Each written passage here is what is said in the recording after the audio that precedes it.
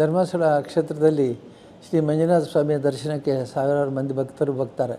ಬಂದಾಗ ಅವರಿಗೆ ಸಾರಥಿ ಸಾಲಿನಲ್ಲಿ ನಿಲ್ಲುವಂಥದ್ದೇ ಸ್ವಲ್ಪ ದೊಡ್ಡ ಸಮಸ್ಯೆ. ಅದಕ್ಕಾಗಿ ನಾವು ಈಗ ಹೊಸದಾಗಿ ಒಂದು ಕ್ಯೂ ಕಾಂಪ್ಲೆಕ್ಸ್ ಅಂತ ಸರತಿ ಸಾಲಿನಲ್ಲಿ ಇಲ್ಲಿ ವ್ಯವಸ್ಥೆಯನ್ನು ಮಾಡಿದ್ದೇವೆ. ಈ ವ್ಯವಸ್ಥೆ ಪ್ರಕಾರ ಅವರು ಬಂದು ಸಾಲಲ್ಲಿ ಕೂತ್ಕೋಬೋದು. ಅಲ್ಲಿ ಒಳಗೆ ಒಂದೊಂದು ಬ್ಲಾಕಲ್ಲಿ 500 ಜನ 600 ಜನ ಕೂತ್ಕೊಳ್ಬೋದು. ಈಗ ಅಲ್ಲಿ ಕ್ಯೂನಲ್ಲಿ ನಿಂತ ಈಗಿನ ಸರತಿ ಸಾಲಿನಲ್ಲಿ ಅವರು ಸುಮಾರು ಒಂದು 3 ತಾಸು 4 ತಾಸು ನಿಲ್ಲಬೇಕಾಗತ್ತೆ. ಸುಮಾರು 5ರಿಂದ 6 ಕಿಲೋಮೀಟ್ರ್ ನಡಿಬೇಕಾಗುತ್ತೆ. ಅದನ್ನು ಕಡಿಮೆ ಮಾಡೋದಕ್ಕೆ ಬಹಳ ಪ್ರಯತ್ನ ಪಟ್ಟಿದ್ದೇವೆ ನಾವು. ಇದು 11ನೇ 12ನೇ ಪ್ಲ್ಯಾನ್. ಇದು 11 ಪ್ಲ್ಯಾನ್ ಹಿಂದೆ ಮಾಡಿಸಿ ಅದು ಸರಿಯಾಗದೆ ಮತ್ತು ಒಳ್ಳೆ ಪ್ಲ್ಯಾನ್ ಬೇಕು ಅಂತ ಹೇಳಿ ಈಗ ಕೊನೆಗೆ ಈಗ ಕೊಟ್ಟ ಪ್ಲ್ಯಾನ್ ಒಪ್ಪಿಕೊಂಡು ನಾವೀಗ ಸುಧಾರಿಸಿದ್ದೇವೆ. ಪ್ರತ್ಯೇಕವಾಗಿ ಟಾಯ್ಲೆಟ್ಸು ಮತ್ತು ಆಹಾರಕ್ಕೆ ವ್ಯವಸ್ಥೆ ಮತ್ತು TV ಸ್ಕ್ರೀನ್ ಇದೆ. ದೇವಸ್ಥಾನದಲ್ಲಿ ಏನಾಗ್ತದೆ ಅದನ್ನು ಅವರಲ್ಲಿ ನೋಡ್ಬೋದು. ಮತ್ತು ಶಾಂತವಾಗಿ ಕೂತ್ಕೊಂಡು ಸಮಯ ಅವರ ಸರತಿ ಬಂದಾಗ ಒಳಗೆ ನೇರವಾಗಿ ಬಂದು ಬಿಡ್ಬೋದು. ತುಲಾಭಾರದವರಲ್ಲಿ ಪ್ರತ್ಯೇಕವಾಗಿ ಕೂತ್ಕೊಂಡು ಎಲ್ಲ ಅನುಕೂಲವನ್ನು ಪಡಿಬೋದು. ಭಾಳ ಸುಂದರವಾಗಿ ಸ್ಟೇಟ್ ಆಫ್ ದಿ ಆರ್ಟ್ ಅಂತ ಹೇಳುವಾಗ ಇದನ್ನು ಮಾಡಿದ್ದೇವೆ. ಜನರಿಗೆ ಏನು ಪ್ರಯೋಜನ ಆಗುತ್ತೆ ಅಂತಂದರೆ ಕ್ಯೂನಲ್ಲಿ ನಿಂತುಕೊಂಡು ಓಡಾಡಬೇಕಾದ ಸಾಲಿಗೆ ಕೂತ್ಕೊಂಡಿರ್ಬೋದು. ಸಮಯ ಬಂದಾಗ ಅವರು ಒಳಗೆ ಬಂದು ಸ್ವಾಮಿ ದರ್ಶನ ಪಡೆಯಬಹುದು. ಉಪರಾಷ್ಟ್ರಪತಿಯವರಾದ ಶ್ರೀ ಧನ್ಕರ್ ಅವರು ಬಂದು ಇದನ್ನು ಉದ್ಘಾಟನೆ ಮಾಡಲಿಕ್ಕಿದ್ದಾರೆ. ಅವರ ಉಪಸ್ಥಿತಿಯಲ್ಲಿ ಉದ್ಘಾಟನೆ ಆಗಿ ಈ ಕಾರ್ಯಕ್ರಮ ಯಶಸ್ವಿಯಾಗಿ ನಡೆಯುತ್ತೇಳಿ ನಾನು ಹಾರೈಸ್ತೇನೆ. ಎಲ್ಲ ಭಕ್ತಾದಿಗಳು ಇಲ್ಲಿ ಬಂದಾಗ ಈ ಕ್ಯೂಸ್ನ ಅಳವಡಿಕೆಯನ್ನು ಸರಿಯಾಗಿ ಗಮನಿಸಿ ಸರಿಯಾಗಿ ಪರಿಚಯ ಮಾಡಿಕೊಂಡು ಸಾಲಿನಲ್ಲಿ ಬರಬೇಕು ಮತ್ತು ಎಲ್ಲ ರೀತಿಯ ಅನುಕೂಲತೆಗಳನ್ನು ಪಡಿಬೇಕು. ಎಲ್ಲ ಭಕ್ತಾದಿಗಳಲ್ಲಿ ಕೇಳಿಕೊಳ್ತೇನೆ.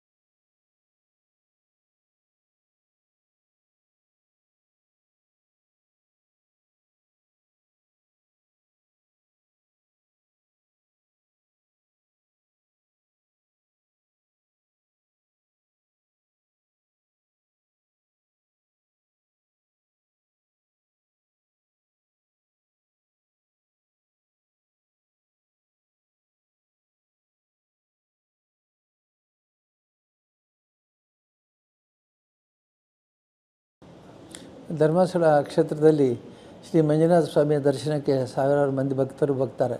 ಬಂದಾಗ ಅವರಿಗೆ ಸಾರಥಿ ಸಾಲಿನಲ್ಲಿ ನಿಲ್ಲುವಂಥದ್ದೇ ಸ್ವಲ್ಪ ದೊಡ್ಡ ಸಮಸ್ಯೆ. ಅದಕ್ಕಾಗಿ ನಾವು ಈಗ ಹೊಸದಾಗಿ ಒಂದು ಕ್ಯೂ ಕಾಂಪ್ಲೆಕ್ಸ್ ಅಂತ ಸರತಿ ಸಾಲಿನಲ್ಲಿ ಇಲ್ಲಿ ವ್ಯವಸ್ಥೆಯನ್ನು ಮಾಡಿದ್ದೇವೆ. ಈ ವ್ಯವಸ್ಥೆ ಪ್ರಕಾರ ಅವರು ಬಂದು ಸಾಲಲ್ಲಿ ಕೂತ್ಕೋಬೋದು. ಅಲ್ಲಿ ಒಳಗೆ ಒಂದೊಂದು ಬ್ಲಾಕಲ್ಲಿ 500 ಜನ 600 ಜನ ಕೂತ್ಕೊಳ್ಬೋದು. ಈಗ ಅಲ್ಲಿ ಕ್ಯೂನಲ್ಲಿ ನಿಂತ ಈಗಿನ ಸರತಿ ಸಾಲಿನಲ್ಲಿ ಅವರು ಸುಮಾರು ಒಂದು 3 ತಾಸು 4 ತಾಸು ನಿಲ್ಲಬೇಕಾಗತ್ತೆ. ಸುಮಾರು 5ರಿಂದ 6 ಕಿಲೋಮೀಟ್ರ್ ನಡಿಬೇಕಾಗುತ್ತೆ. ಅದನ್ನು ಕಡಿಮೆ ಮಾಡೋದಕ್ಕೆ ಬಹಳ ಪ್ರಯತ್ನ ಪಟ್ಟಿದ್ದೇವೆ ನಾವು. ಇದು 11ನೇ 12ನೇ ಪ್ಲ್ಯಾನ್. ಇದು 11 ಪ್ಲ್ಯಾನ್ ಹಿಂದೆ ಮಾಡಿಸಿ ಅದು ಸರಿಯಾಗದೆ ಮತ್ತು ಒಳ್ಳೆ ಪ್ಲ್ಯಾನ್ ಬೇಕು ಅಂತ ಹೇಳಿ ಈಗ ಕೊನೆಗೆ ಈಗ ಕೊಟ್ಟ ಪ್ಲ್ಯಾನ್ ಒಪ್ಪಿಕೊಂಡು ನಾವೀಗ ಸುಧಾರಿಸಿದ್ದೇವೆ. ಪ್ರತ್ಯೇಕವಾಗಿ ಟಾಯ್ಲೆಟ್ಸು ಮತ್ತು ಆಹಾರಕ್ಕೆ ವ್ಯವಸ್ಥೆ ಮತ್ತು TV ಸ್ಕ್ರೀನ್ ಇದೆ. ದೇವಸ್ಥಾನದಲ್ಲಿ ಏನಾಗ್ತದೆ ಅದನ್ನು ಅವರಲ್ಲಿ ನೋಡ್ಬೋದು. ಮತ್ತು ಶಾಂತವಾಗಿ ಕೂತ್ಕೊಂಡು ಸಮಯ ಅವರ ಸರತಿ ಬಂದಾಗ ಒಳಗೆ ನೇರವಾಗಿ ಬಂದು ಬಿಡ್ಬೋದು. ತುಲಾಭಾರದವರಲ್ಲಿ ಪ್ರತ್ಯೇಕವಾಗಿ ಕೂತ್ಕೊಂಡು ಎಲ್ಲ ಅನುಕೂಲವನ್ನು ಪಡಿಬೋದು. ಭಾಳ ಸುಂದರವಾಗಿ ಸ್ಟೇಟ್ ಆಫ್ ದಿ ಆರ್ಟ್ ಅಂತ ಹೇಳುವಾಗ ಇದನ್ನು ಮಾಡಿದ್ದೇವೆ. ಜನರಿಗೆ ಏನು ಪ್ರಯೋಜನ ಆಗುತ್ತೆ ಅಂತಂದರೆ ಕ್ಯೂನಲ್ಲಿ ನಿಂತುಕೊಂಡು ಓಡಾಡಬೇಕಾದ ಸಾಲಿಗೆ ಕೂತ್ಕೊಂಡಿರ್ಬೋದು. ಸಮಯ ಬಂದಾಗ ಅವರು ಒಳಗೆ ಬಂದು ಸ್ವಾಮಿ ದರ್ಶನ ಪಡೆಯಬಹುದು. ಉಪರಾಷ್ಟ್ರಪತಿಯವರಾದ ಶ್ರೀ ಧನ್ಕರ್ ಅವರು ಬಂದು ಇದನ್ನು ಉದ್ಘಾಟನೆ ಮಾಡಲಿಕ್ಕಿದ್ದಾರೆ. ಅವರ ಉಪಸ್ಥಿತಿಯಲ್ಲಿ ಉದ್ಘಾಟನೆ ಆಗಿ ಈ ಕಾರ್ಯಕ್ರಮ ಯಶಸ್ವಿಯಾಗಿ ನಡೆಯುತ್ತೇಳಿ ನಾನು ಹಾರೈಸ್ತೇನೆ. ಎಲ್ಲ ಭಕ್ತಾದಿಗಳು ಇಲ್ಲಿ ಬಂದಾಗ ಈ ಕ್ಯೂಸ್ನ ಅಳವಡಿಕೆಯನ್ನು ಸರಿಯಾಗಿ ಗಮನಿಸಿ ಸರಿಯಾಗಿ ಪರಿಚಯ ಮಾಡಿಕೊಂಡು ಸಾಲಿನಲ್ಲಿ ಬರಬೇಕು ಮತ್ತು ಎಲ್ಲ ರೀತಿಯ ಅನುಕೂಲತೆಗಳನ್ನು ಪಡಿಬೇಕು. ಎಲ್ಲ ಭಕ್ತಾದಿಗಳಲ್ಲಿ ಕೇಳಿಕೊಳ್ತೇನೆ.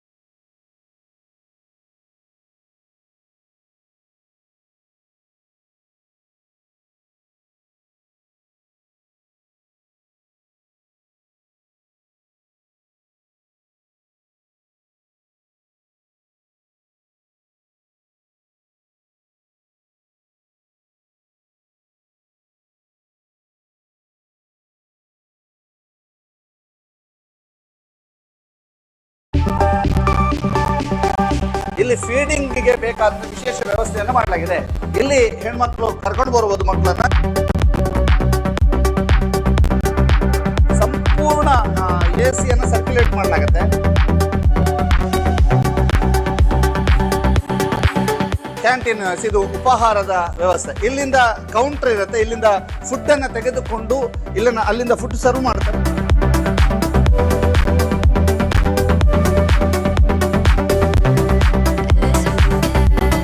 ಬೈಪಾಸ್ ವ್ಯವಸ್ಥೆ ಇದು ನೇರವಾಗಿ ಅಲ್ಲಿಯ ದೇವಸ್ಥಾನದ ಹಿಂಭಾಗದ ಕ್ಯೂ ಅನ್ನ ಕನೆಕ್ಟ್ ಮಾಡ್ತಾರೆ. ಇಲ್ಲಿಯ ಬೈಪಾಸ್ ವ್ಯವಸ್ಥೆಯನ್ನು ಕೂಡ ಮಾಡಲಾಗಿದೆ.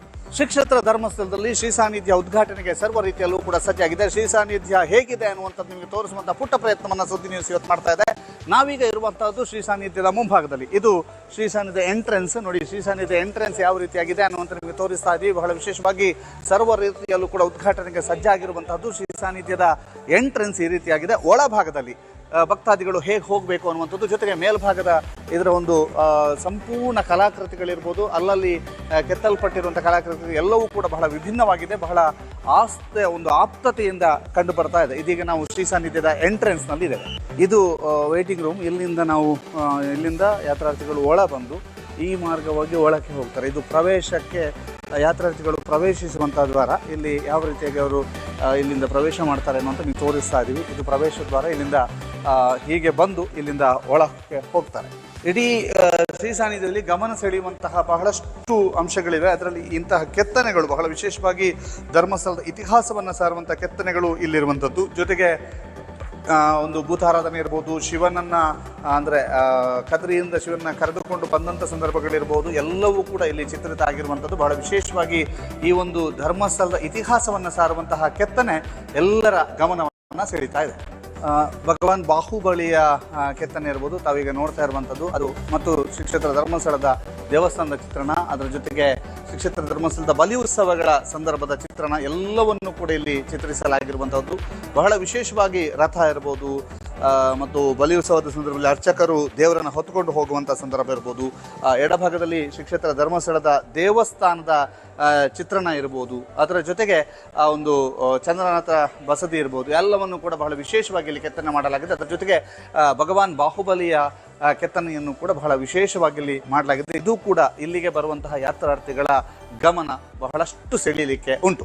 ಶ್ರೀ ಸಾನ್ನಿಧ್ಯಕ್ಕೆ ಬರುವಂತಹ ಭಕ್ತಾದಿಗಳು ಇಲ್ಲಿ ಸರತಿ ಸಾಲಿನಲ್ಲಿ ಹೋಗಬೇಕಾಗುತ್ತೆ. ಪ್ರಮುಖವಾಗಿ ಶ್ರೀ ಸಾನ್ನಿಧ್ಯದಲ್ಲಿ ಏನಿದೆ ಅನ್ನುವಂಥದ್ದನ್ನು ಕೇಳಿದಂಥ ಸಂದರ್ಭದಲ್ಲಿ ಶ್ರೀ ಸಾನ್ನಿಧ್ಯದಲ್ಲಿ AI ಕ್ಯಾಮರಾವನ್ನು ಅಳವಡಿಸಲಾಗಿದೆ ಅಂತ. ಆ AI ಕ್ಯಾಮರಾವನ್ನು ನಾವೀಗ ನಿಮಗೆ ತೋರಿಸ್ತಾ ಇದ್ವಿ. ಬಹಳ ವಿಶೇಷವಾಗಿ ಇದು ನಿಮ್ಮ ಮುಖಚರ್ಯೆಯನ್ನು ಕಂಡುಹಿಡಿಯುತ್ತೆ. ಜೊತೆಗೆ ಯಾರಾದರೂ ತಪ್ಪಿಸಿಕೊಂಡು ಹೋದಂಥ ಸಂದರ್ಭದಲ್ಲಿ ಬಹಳಷ್ಟು ಕಡೆ ಶ್ರೀ ಕ್ಷೇತ್ರ ಧರ್ಮಸ್ಥಳದ ದೇವಸ್ಥಾನದ ಮುಂಭಾಗದಲ್ಲಿ ನಿಂತಾಗ ನಮಗೆ ಅನೌನ್ಸ್ಮೆಂಟ್ ಕಾಣುತ್ತೆ, ಪುಟ್ಟ ಮಕ್ಕಳು ತಪ್ಪಿಸಿಕೊಂಡಿದ್ದಾರೆ, ಎಲ್ಲಿದ್ದರೂ ಅವರ ಪೋಷಕರು ಬರಬೇಕು ಅನ್ನುವಂಥದ್ದು. ಇಲ್ಲಿ ಆ ಸಮಸ್ಯೆಗಳನ್ನು ದೂರ ಮಾಡೋದಕ್ಕಾಗಿ ಮತ್ತು ಕೆಲವೊಂದು ಸಂದರ್ಭದಲ್ಲಿ ಅಪರಾಧ ಮಾಡಿದವರೆಲ್ಲ ಬರುವಂಥದ್ದು ಅಥವಾ ಅವರು ಬಂದಾಗ ಅವರನ್ನು ಕಂಡುಹಿಡುವಂಥದ್ದು ಎಲ್ಲವೂ ಕೂಡ ಇದರಿಂದ ಸಾಧ್ಯ.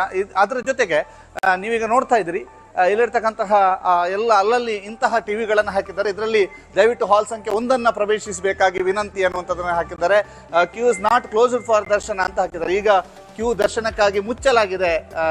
Q is now closed for darshan ಅಂತ ಹಾಕಿದ್ದಾರೆ. ಕ್ಯೂ ಈಗ ಮುಚ್ಚಲಾಗಿದೆ ಅನ್ನುವಂಥದ್ದು 3 ಭಾಷೆಯಲ್ಲಿ ಹಾಕಿದ್ದಾರೆ. ಇಲ್ಲಿಯೂ ಕೂಡ ಪ್ರೊಸೀಡ್ ಟು ಹಾಲ್ ನಂಬರ್ 2 ಅಂದರೆ 2ನೇ ಹಾಲ್ ನಂಬರ್ ಇದೆ. ಮತ್ತು ಇದು ನೆಲ ಮಹಡಿಯ ಚಿತ್ರಣವನ್ನು ನಾವೀಗ ನಿಮಗೆ ತೋರಿಸ್ತಾ ಇದ್ದೀವಿ. ಮೇಲ್ಭಾಗ ಬಹಳ ವಿಶೇಷವಾಗಿ ಆಕರ್ಷಕವಾಗಿ ಆ ಮೇಲ್ಭಾಗವನ್ನು ಕೂಡ ಮಾಡಲಾಗಿರುವಂಥದ್ದು. ಬಹಳ ವಿಶೇಷವಾದಂಥ ಕೆತ್ತನೆ ಇದೆ. ಮರದ ಕೆತ್ತನೆ ಇರ್ಬೋದು, ಇಲ್ಲಿಗೆ ಅಳವಡಿಸಲಾಗಿರುವಂಥ ಟೈಲ್ಸ್ ಇರ್ಬೋದು, ಜೊತೆಗೆ ಇಲ್ಲಿ ರೇಲಿಂಗ್ಸ್ ಏನಿದೆ ಇವೆಲ್ಲವೂ ಕೂಡ ಬಹಳ ವಿಶೇಷವಾಗಿ ಕಂಡು ಬರ್ತಾ ಇದೆ. ಜೊತೆಗೆ ಇಲ್ಲಿ ಈಗಾಗಲೇ ಬಹಳಷ್ಟು ಜನ ಹೇಳಿರೋ ಪ್ರಕಾರ ಶ್ರೀ ಕ್ಷೇತ್ರ ಧರ್ಮಸ್ಥಳದ ಈ ಒಂದು ಕ್ಯೂ ಕಾಂಪ್ಲೆಕ್ಸ್ ಭಾರತದ ಧಾರ್ಮಿಕ ಕೇಂದ್ರಗಳಲ್ಲಿರುವಂತಹ ಕ್ಯೂ ಕಾಂಪ್ಲೆಕ್ಸ್ಗಳಲ್ಲಿ ನಂಬರ್ 1 ಪ್ಲೇಸನ್ನು ಪಡಿಬಹುದು ಅನ್ನುವಂಥ ಲೆಕ್ಕಾಚಾರ ಇದೆ. ಜೊತೆಗೆ ಇಲ್ಲಿನ ಬಾಗಿಲಿನ ಕೆತ್ತನೆ ಬಹಳ ಆಪ್ತತೆಯಿಂದ ಕಾಣುತ್ತೆ, ಮತ್ತೆ ಅಷ್ಟೇ ವಿಶೇಷವಾಗಿ ಕಾಣುತ್ತೆ. ನೋಡಿ, ಬಾಗಿಲಿನ ಕೆತ್ತನೆಯನ್ನು ನಾವೀಗ ನಿಮಗೆ ತೋರಿಸ್ತಾ ಇದ್ವಿ.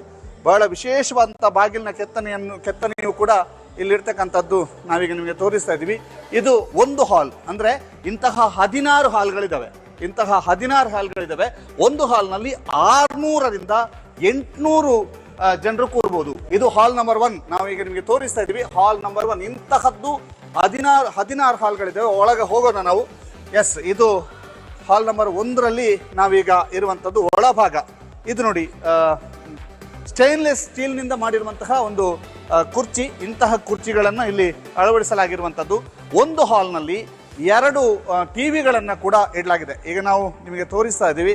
ಇಲ್ಲಿ ಬರುವಂತಹ ಯಾತ್ರಾರ್ಥಿಗಳು ವಿಶ್ರಾಂತಿಯನ್ನು ಹೀಗೆ ತೆಗೆದುಕೊಳ್ಳಬಹುದು. ಜೊತೆಗೆ ಈ ಹಾಲ್ ದರ್ಶನಕ್ಕಾಗಿ ಅಂದಾಜು ಮಧ್ಯಾಹ್ನ 2:15ರಿಂದ 2:30 ಒಳಗೆ ತೆರೆಯುತ್ತದೆ ಅನ್ನುವಂಥದ್ದು. ಅಂದರೆ ಜನಸಂದಣಿಯನ್ನು ಆಧರಿಸಿ ಇಲ್ಲಿ ಏನು ಮಾಡಲಾಗುತ್ತೆ ಅನ್ನುವಂಥ. ಅದರ ಜೊತೆಗೆ ಇಲ್ಲಿರ್ತಕ್ಕಂತಹ ಈ ಒಂದು ಹಾಲ್ನಲ್ಲಿ, ಈ ಒಂದು ಟಿವಿಯಲ್ಲಿ ಶ್ರೀ ಕ್ಷೇತ್ರ ಧರ್ಮಸ್ಥಳದ ಬಗ್ಗೆ ವಿಶೇಷವಾದಂತಹ ಒಂದು ವಿಡಿಯೋಗಳು ಕೂಡ ಪ್ಲೇ ಆಗ್ತಾ ಇರ್ತದೆ. ಇದು ಈ ಹಾಲ್ನ ಚಿತ್ರಣ ನೋಡಿ. ಇಲ್ಲಿ ಎಲ್ಲ ಸ್ಟೇನ್ಲೆಸ್ ಸ್ಟೀಲ್ದು ಅಳವಡಿಕೆ ಮಾಡಲಾಗಿದೆ. ಅದರ ಜೊತೆಗೆ ಇಲ್ಲಿ ಕುಡಿಯುವ ನೀರಿನ ವ್ಯವಸ್ಥೆ, ಇಲ್ಲಿ ಒಳಭಾಗಕ್ಕೆ ಬರುವವರಿಗೆ ಕುಡಿಯುವ ನೀರಿನ ವ್ಯವಸ್ಥೆಯನ್ನು ಕೂಡ ಇಲ್ಲಿ ಮಾಡಲಾಗಿದೆ. ಪ್ರಮುಖವಾಗಿ ಇಲ್ಲಿ ಕುಡಿಯುವ ನೀರಿನ ವ್ಯವಸ್ಥೆ ನೋಡಿ. ಇದು ಕುಡಿಯುವ ನೀರಿನ ವ್ಯವಸ್ಥೆಗಾಗಿ ಮಾಡಲಾಗಿರುವಂಥ ವಿಶೇಷತೆ ಇದು. ಇಲ್ಲೆಲ್ಲ ಕುಡಿಯುವ ನೀರಿನ ವ್ಯವಸ್ಥೆ ಮಾಡಲಾಗಿದೆ. ಅದಕ್ಕೆ 2-3 ಗ್ಲಾಸ್ಗಳನ್ನು ಹೀಗೆ ಇಡಲಾಗತ್ತೆ. ಅದ್ರ ಜೊತೆಗೆ ಇಲ್ಲಿ ಕುಡಿಯುವ ನೀರನ್ನು ತೆಗೆದುಕೊಂಡು ಯಾತ್ರಾರ್ಥಿಗಳು ಕುಡಿಬೋದು. ಸಂಪೂರ್ಣ ಕೂಲ್ ಆಗಿದೆ ಈ ಒಂದು ಪ್ಲೇಸ್. ಅದರ ಜೊತೆಗೆ ಕೂಲಿಂಗ್ ಅಂದ್ರೆ ನೋಡಿ, ಇಂತಹದೊಂದು ಒಂದು ತಂಪಾದ ಗಾಳಿಯನ್ನು ಪಸರಿಸಲಿಕ್ಕೆ 2 ವಿಶೇಷ ಫ್ಯಾನ್ಗಳನ್ನು ಈ ಒಂದು ಹಾಲ್ನಲ್ಲಿ ಅಳವಡಿಸಲಾಗಿದೆ.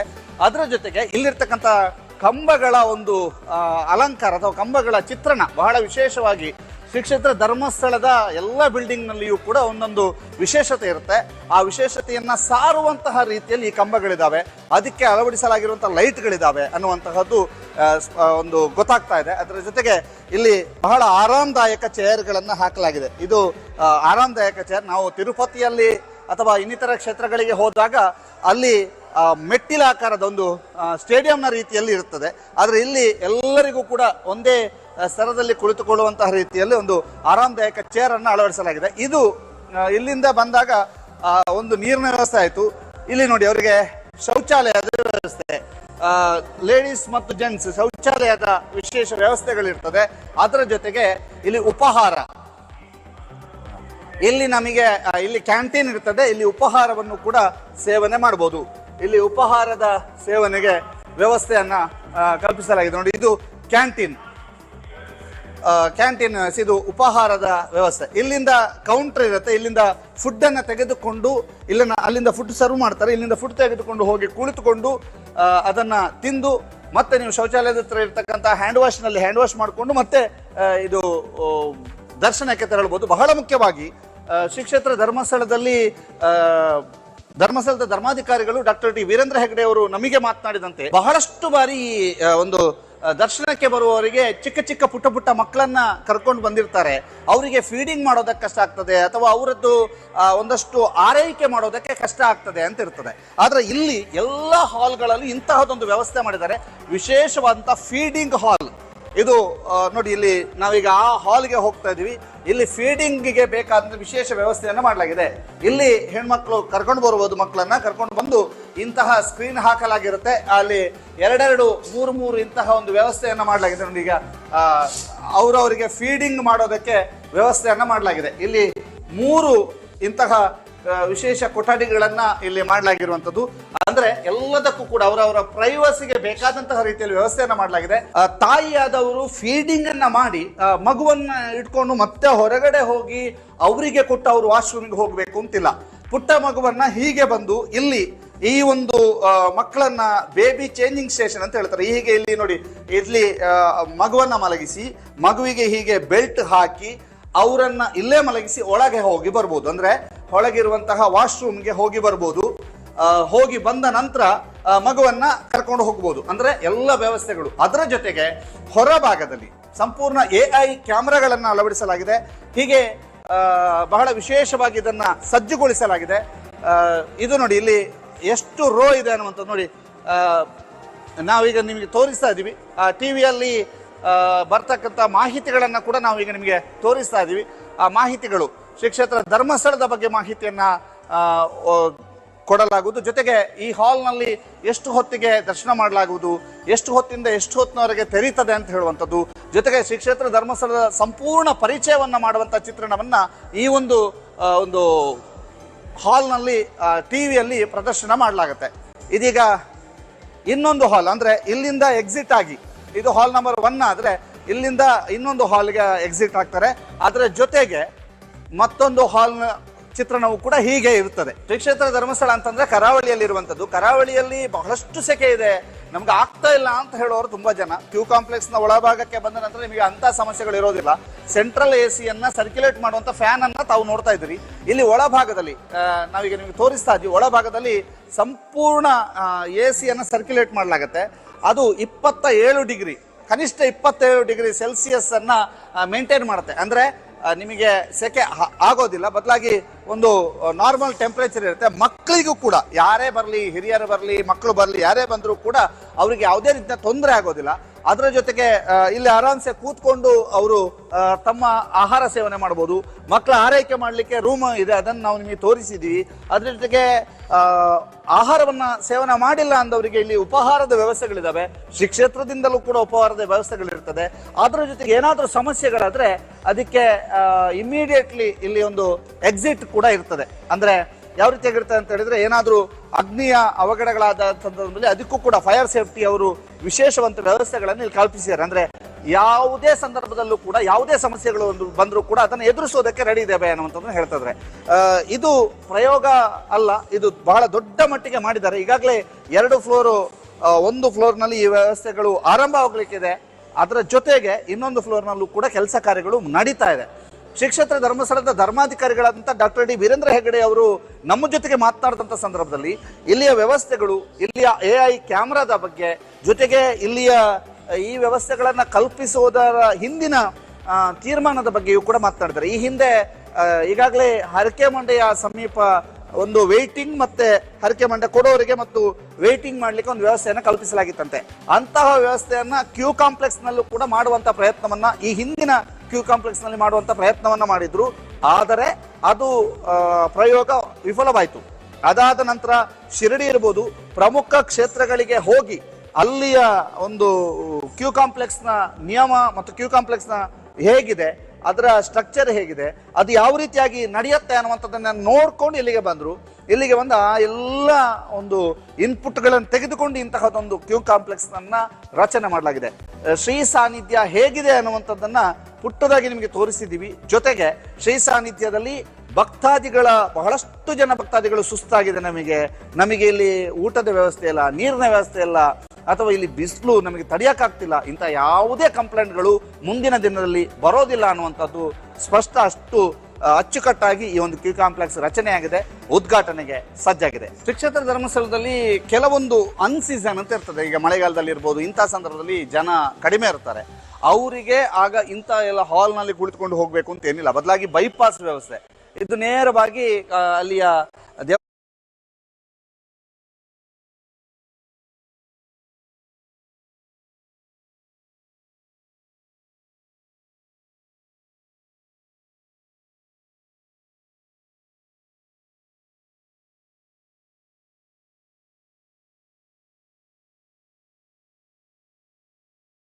ದಿನಕ್ಕೆ ಭಕ್ತರ ಸಂಖ್ಯೆ ಹೆಚ್ಚಾಗ್ತಾ ಇದೆ. ಭಕ್ತರು ಸರತಿ ಸಾಲಿನಲ್ಲಿ ಬರುವಂಥದ್ದು ಎಲ್ಲವೂ ಕೂಡ ಸಾಮಾನ್ಯ. ಆದರೆ ಇದೀಗ ಧರ್ಮಸ್ಥಳದ ದೇವಸ್ಥಾನದ ಹಿಂಭಾಗದಲ್ಲಿ ಬಹಳ ವಿಶೇಷವಾದಂತಹ ಅತ್ಯಾಧುನಿಕ ತಂತ್ರಜ್ಞಾನದ ಮೂಲಕ ಸುಸಜ್ಜಿತವಾದಂಥ ಒಂದು ಹೈಟೆಕ್ ಕ್ಯೂ ಕಾಂಪ್ಲೆಕ್ಸ್ ನಿರ್ಮಾಣಗೊಂಡಿದೆ. ಅದರ ಹೆಸರು ಶ್ರೀ ಸಾನ್ನಿಧ್ಯ ಅಂತ.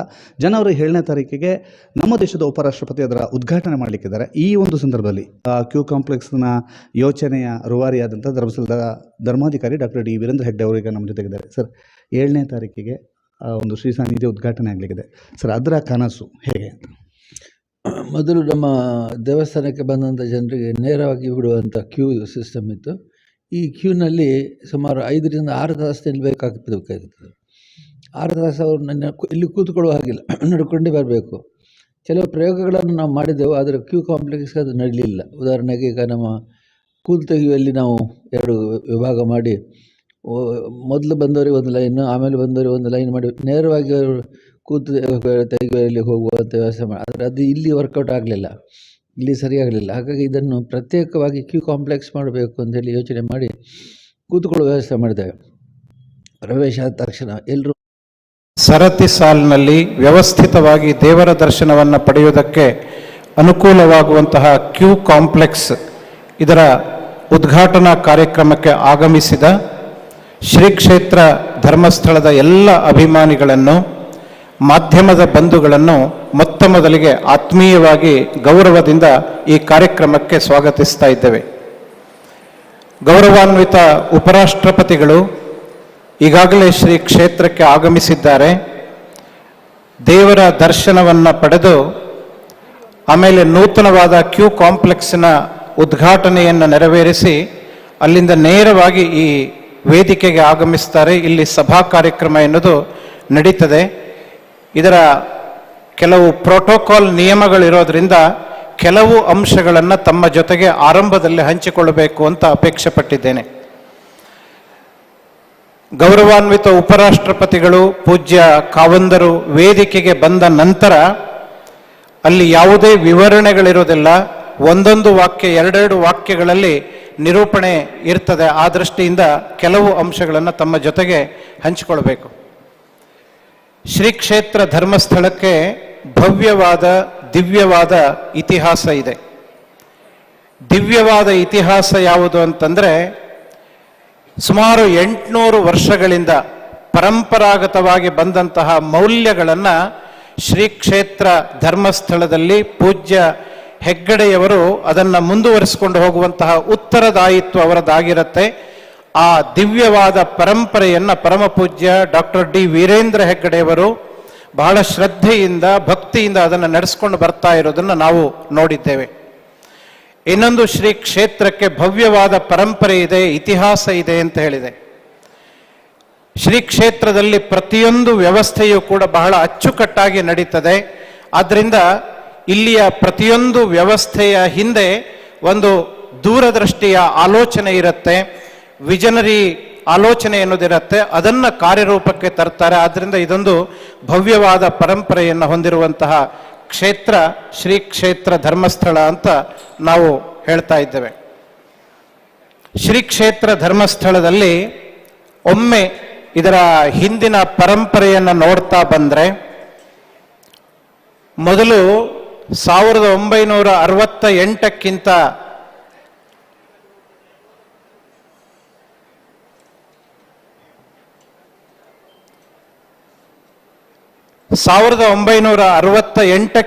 ಮೊದಲು ಕ್ಷೇತ್ರಕ್ಕೆ ಬರುವಂತಹ ಭಕ್ತರ ಸಂಖ್ಯೆ ತುಂಬ ವಿರಳವಾಗಿತ್ತು.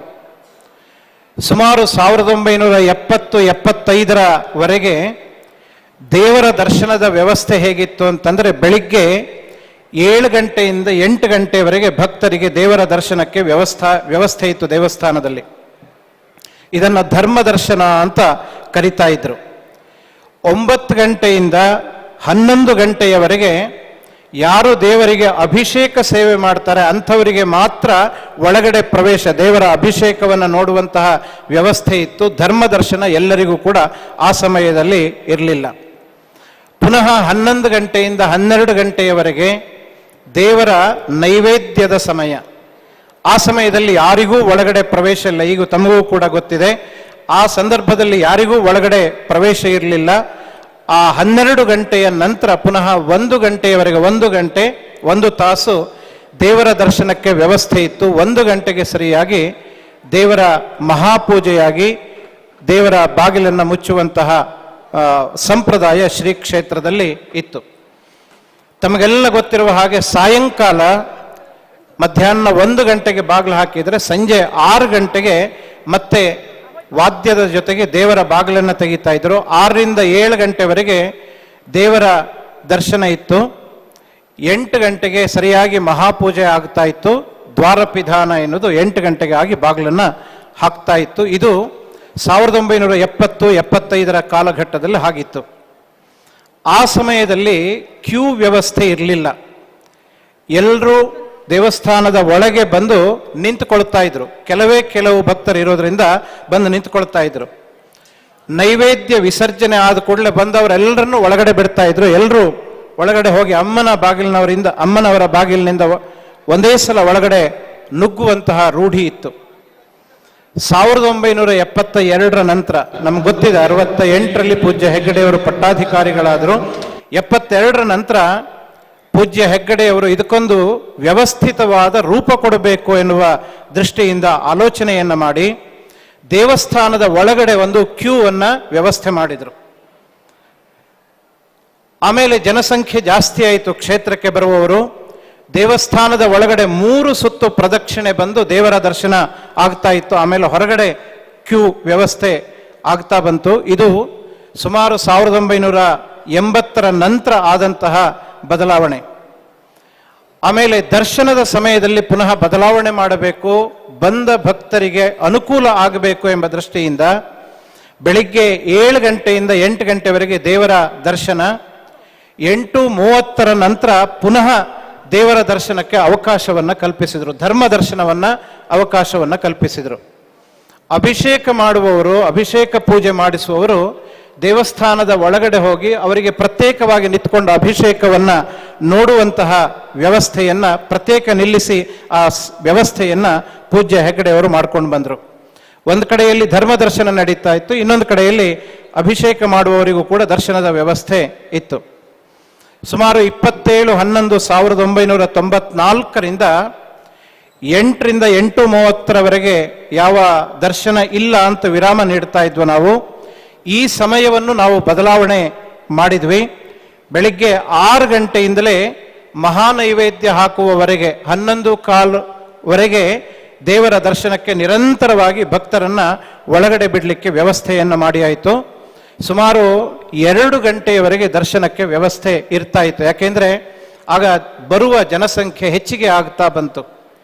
ನಮಗೆಲ್ಲ ಗೊತ್ತು, 1935ರಲ್ಲಿ ನೇತ್ರಾವತಿ ನದಿಗೆ ಸೇತುವೆ ಆದ ನಂತರ ಕ್ರಮೇಣವಾಗಿ ಕ್ಷೇತ್ರಕ್ಕೆ ಬರುವ ವಾಹನ ವ್ಯವಸ್ಥೆಗಳೆಲ್ಲ ಹೆಚ್ಚಿಗೆ ಆಗ್ತಾ ಬಂದ ಹಾಗೆ ಕ್ಷೇತ್ರಕ್ಕೆ ಬರುವ ಜನಸಂಖ್ಯೆ ಎನ್ನುವುದು ಹೆಚ್ಚಿಗೆ ಆಗ್ತಾ ಬಂತು. ಮಧ್ಯಾಹ್ನ 2 ಗಂಟೆವರೆಗೂ ಕೂಡ ದರ್ಶನವನ್ನು ನೀಡ್ತಾ ಇತ್ತು. ಭಕ್ತಾದಿಗಳ ಸಂಖ್ಯೆ ಹೆಚ್ಚಾಗ್ತಾ ಇದ್ದಾಗೆ ಕ್ಯೂ ಪ್ರಮಾಣ ದೊಡ್ಡದಾಗ್ತಾ ಬಂತು. ದೇವಸ್ಥಾನದ ಒಳಗಡೆ 3 ಕ್ಯೂ ಇದ್ರೆ ದೇವಸ್ಥಾನದ ಹೊರಗಡೆಯಿಂದ ಕ್ಯೂ ಮಾಡಲಾಯಿತು. ಈಗ ನಮಗೆ ಕ್ಯೂನಲ್ಲಿ ಹೋಗುವವರಿಗೆ ದೊಡ್ಡ ಸರತಿಯ ಸಾಲು ಕಾಣ್ತದೆ. ನಮಗೆ 1982ರ ನಂತರ ಗೋಪುರದ ಬಳಿಯಿಂದ ಕ್ಯೂ ವ್ಯವಸ್ಥೆಯನ್ನು ಮಾಡಿದ್ವಿ. ಅಂದರೆ ಉದ್ದ ಸಾಲನ್ನು ಮಾಡಿ ಆಯಿತು. ಭಕ್ತಾದಿಗಳ ಸಂಖ್ಯೆ ದಿನೇ ದಿನೇ ಜಾಸ್ತಿ ಆಗ್ತಾ ಹೋದಂತೆ ಕ್ಯೂ ವ್ಯವಸ್ಥೆ ಎನ್ನುವುದು ಕೂಡ ಹನುಮಂತನ ಬಾಲದ ಹಾಗೆ ಅದು ಬೆಳೀತಾ ಬೆಳೀತಾ ಬೆಳೀತಾ ಹೋಯ್ತದು. ಅದರ ಜೊತೆಗೆ ಸೇವಾ ಟಿಕೆಟ್ಗಳನ್ನು ದೇವಸ್ಥಾನದ ಎದುರುಗಡೆ ಈಗ ಪಹರೆಯವರು ಅಂತ ಕೂತ್ಕೊಂಡಿರ್ತಾರೆ, ಅಲ್ಲಿ ಒಂದು ಸಣ್ಣ ಮರದ ಪೆಟ್ಟಿಗೆಯನ್ನಿಟ್ಕೊಂಡು ಸೇವೆ ಮಾಡಿಸುವವರಿಗೆ ಚೀಟಿ ಕೊಡುವಂತಹ ಒಂದು ವ್ಯವಸ್ಥೆ ಆ 85ರವರೆಗೂ ಕೂಡ ಅಂತಹ ವ್ಯವಸ್ಥೆ ಇತ್ತು. 85ರ ನಂತರ ಈಗಿನ ಹಾಗೆ ಸೇವಾ ಕೌಂಟರ್ ವ್ಯವಸ್ಥೆ ಎನ್ನುವಂಥದ್ದು ಬಂತು.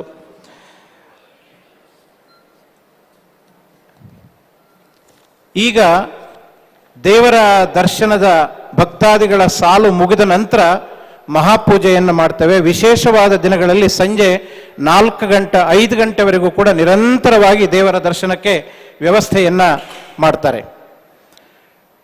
2005ರಲ್ಲಿ ಮಹಾನಡಾವಳಿ ನಡೆದದನ್ನು ನಮ್ಮಲ್ಲಿ ಹೆಚ್ಚಿನ ಜನರು ನಾವು ನೋಡಿದ್ದೇವೆ. ಈ ಮಹಾನಡಾವಳಿ ನಡೆದ ನಂತರ ಭಗವಂತನ ಸನ್ನಿಧಿಯಲ್ಲಿ ಪ್ರಾರ್ಥನೆಯನ್ನು ಮಾಡಿಕೊಂಡು ಈ ದರ್ಶನದ ವ್ಯವಸ್ಥೆಯಲ್ಲಿ ಅನೇಕ ಬದಲಾವಣೆಗಳನ್ನು ಮಾಡಲಾಯಿತು. ನಾವೆಲ್ಲ ತಿಳ್ಕೊಂಡ ಹಾಗೆ ಶ್ರೀ ಕ್ಷೇತ್ರ ಧರ್ಮಸ್ಥಳದಲ್ಲಿ ದೇವರಿಗೆ ಸಂಬಂಧಪಟ್ಟಂತಹ ಯಾವುದೇ ನಡವಳಿಕೆಯನ್ನು, ಪೂಜೆ ಇರ್ಬೋದು, ಪುನಸ್ಕಾರಗಳಿರ್ಬೋದು, ದರ್ಶನದ ವ್ಯವಸ್ಥೆ ಇರ್ಬೋದು, ಇದು ಯಾವುದನ್ನು ಮಾಡಬೇಕಾದರೂ ಕೂಡ ಸ್ವಾಮಿಯಲ್ಲಿ ಅನುಮತಿಯನ್ನು ಪಡೆದೇ ಹೆಗ್ಗಡೆಯವರು ಮಾಡ್ತಾರೆ. ಹೆಗ್ಗಡೆಯವರು ಅವರ ಮನಸ್ಸಿಗೆ ಬಂದ ಹಾಗೆ ಅದನ್ನು ಬೇಕಾದ ಹಾಗೆ ಬದಲಾವಣೆ ಮಾಡುವಂತಹ ವ್ಯವಸ್ಥೆ ಇಲ್ಲ. ಭಗವಂತನಲ್ಲಿ ಪ್ರಾರ್ಥನೆಯನ್ನು ಮಾಡಿಕೊಂಡು ಅದನ್ನು ಮಾಡ್ತಾರೆ. 2005ರ ಮಹಾನಡಾವಳಿ ನಂತರ ಕ್ಷೇತ್ರಕ್ಕೆ ಬರುವ ಭಕ್ತರ ಸಂಖ್ಯೆ ಅಗಾಧ ಪ್ರಮಾಣದಲ್ಲಿ ಹೆಚ್ಚಿಗೆ ಆಗ್ತಾ ಬಂತು. ದಿನೇ ದಿನೇ ಭಕ್ತಾದಿಗಳ ಸಂಖ್ಯೆ ಜಾಸ್ತಿ ಆಗ್ತಾ ಬರ್ತಾ ಇದ್ದ ಹಾಗೆ ವ್ಯವಸ್ಥೆಗಳಲ್ಲಿ ಅನೇಕ ಬದಲಾವಣೆಗಳನ್ನು ಮಾಡಿದ್ವಿ. ವಿಶೇಷವಾಗಿ ರಜಾ ದಿನಗಳು ಬಂದರೆ ಸರ್ಕಾರಿ ಕಚೇರಿಗಳಿಂದ ತುಂಬ ಜನ ಬರ್ತಾರೆ. ಸೆಕೆಂಡ್ ಸ್ಯಾಟರ್ಡೆ, ಸಂಡೇ ಇದೆಲ್ಲ ಬಂದಾಗ ತುಂಬ ಜನ ಬರ್ತಾರೆ. ಇಂತಹ ಸರ್ಕಾರಿ ಸೇವೆಯಲ್ಲಿದ್ದವರು ಬರುವಾಗ ಇನ್ಫ್ಲೂಯೆನ್ಸಿನ ಲೆಟರ್ಗಳನ್ನು ಹಿಡ್ಕೊಂಡು ಬರ್ತಾರೆ. ನೇರವಾಗಿ ದೇವಸ್ಥಾನದ ಎದುರಿನಿಂದ ಪ್ರವೇಶ ಆಗಬೇಕು ಅಂತ ಅವರು ಒತ್ತಾಯವನ್ನು ಹಾಕ್ತಾರೆ. ದೇವಳದ ಕಚೇರಿಗೋ ಅಥವಾ ಯಾರನ್ನೋ ಪರಿಚಯ ಮಾಡಿಕೊಂಡು ಏನಾದರೂ ಒಂದು ವ್ಯವಸ್ಥೆ ಮಾಡಿಕೊಂಡು ನೇರವಾಗಿ ದೇವರ ದರ್ಶನಕ್ಕೆ ಹೋಗಬೇಕು ಅಂತ ತುಂಬ ಜನ ಹಾಗೆ ಬಯಸ್ತಾರೆ. ಇದರಿಂದ ಕ್ಷೇತ್ರದ ವ್ಯವಸ್ಥೆಗೆ ಸ್ವಲ್ಪ ತೊಡಕಾಗ್ತಾ ಇತ್ತು. ನೇರವಾಗಿ ನಿಮಗೆ ನೇರ ದರ್ಶನ ಕೊಡುವುದಿಲ್ಲ ಅಂತ ಹೇಳಲಿಕ್ಕೂ ಮುಜುಗರ ಆಗ್ತದೆ. ಇಂತಹ ಸ್ಥಿತಿ ಬಂದಾಗ ಇನ್ನೊಂದು ಆಲೋಚನೆಯನ್ನು ಪೂಜ್ಯ ಹೆಗ್ಗಡೆಯವರು, ಶ್ರೀ ಡಿ ಹರ್ಷೇಂದ್ರ ಕುಮಾರ್ ಅವರು ಇನ್ನೊಂದು ಆಲೋಚನೆಯನ್ನು ಮಾಡಿದರು. ಈ ಸಮಸ್ಯೆಗಳಿಗೆ ಪರಿಹಾರವನ್ನು ಹುಡುಕಬೇಕು ಎಂಬ ದೃಷ್ಟಿಯಿಂದ ಅದಕ್ಕಾಗಿಯೇ ಗೋಪುರದ ಬಳಿಯಿಂದ ಒಂದು ವಿಶೇಷ ದರ್ಶನದ ವ್ಯವಸ್ಥೆಯನ್ನು ಮಾಡಿದರು. ಪ್ರತಿಯೊಬ್ಬರು 200 ರೂಪಾಯಿ ಟಿಕೆಟನ್ನು ಪರ್ಚೇಸ್ ಮಾಡಿದರೆ ಅವರಿಗೆ ಬೇಗ ದರ್ಶನ ಆಗುತ್ತಾ. ಆ 200 ರೂಪಾಯಿನಲ್ಲಿ 50 ರೂಪಾಯಿಯ ಪ್ರಸಾದವನ್ನು ಶ್ರೀ ಕ್ಷೇತ್ರದಿಂದ ಕೊಡ್ತೇವೆ ಅಂತ ಅಂತಹ ವ್ಯವಸ್ಥೆಯನ್ನು ಮಾಡಿದರು. ಅಲ್ಲಿಯೂ ಕೂಡ ಜನಸಂಖ್ಯೆ ಜಾಸ್ತಿ ಆಯಿತು. ಸ್ಪೆಷಲ್ ದರ್ಶನದಲ್ಲಿ ನಿಂತ್ಕೊಂಡ್ರೆ ರಜಾ ದಿನಗಳಲ್ಲಿ 3 ತಾಸು 4 ತಾಸು ನಿಂತ್ಕೋಬೇಕು. ಧರ್ಮ ದರ್ಶನದ ವ್ಯವಸ್ಥೆಯನ್ನು ತುಂಬ ದೂರದಿಂದ ನಾವು ಮಾಡಿದ್ದೇವೆ. ಈಗ ಯಾವ ದರ್ಶನಕ್ಕೆ ಬಿಡುವಂತಹ ಸ್ಥಳ ಇದೆಯೋ ಅದನ್ನು 2002-3ನೇ ಇಸ್ವಿಯಲ್ಲಿ ಅದೇ ದೊಡ್ಡ ಸಭಾಂಗಣ ಆಗಿತ್ತು. ಅಲ್ಲಿ ಸರ್ವಧರ್ಮ ಸಾಹಿತ್ಯ ಸಮ್ಮೇಳನ ವಸಂತ ಮಹಲ್ನ ನಂತರ ಅಲ್ಲಿ ನಡೀತಾ ಇತ್ತು. ಆಮೇಲೆ ಈ ಸಭಾಂಗಣ ಆದಮೇಲೆ ಇಲ್ಲಿ ಅಮೃತವರ್ಷಿಣಿಯಲ್ಲಿ ಕಾರ್ಯಕ್ರಮಗಳು ನಡೀತಾ ಇದೆ. ಇಂತಹ ಒಂದು ಕಡೆಯಿಂದ ಇನ್ನೊಂದು ಕಡೆಗೆ ಈ ದರ್ಶನದ ವ್ಯವಸ್ಥೆಯನ್ನು ನಾವು ಮಾಡಿಸಿದ್ವಿ. ವಿಶೇಷವಾಗಿ ಕ್ಷೇತ್ರದಲ್ಲಿ ತುಂಬ ಜನ ಅನ್ನದಾನದ ಸೇವೆಯನ್ನು ಮಾಡ್ತಾರೆ. ಈ ಅನ್ನದಾನ ಸೇವೆಯನ್ನು ಮಾಡಿಸಿದವರಿಗೆ ನಾವು ನೇರವಾಗಿ ಭಗವಂತನ ದರ್ಶನಕ್ಕೆ ಅವಕಾಶವನ್ನು ಕಲ್ಪಿಸಿಕೊಡಬೇಕು ಅನ್ನೋದು ಪೂಜ್ಯ ಹೆಗ್ಗಡೆಯವರ ಸಂಕಲ್ಪ.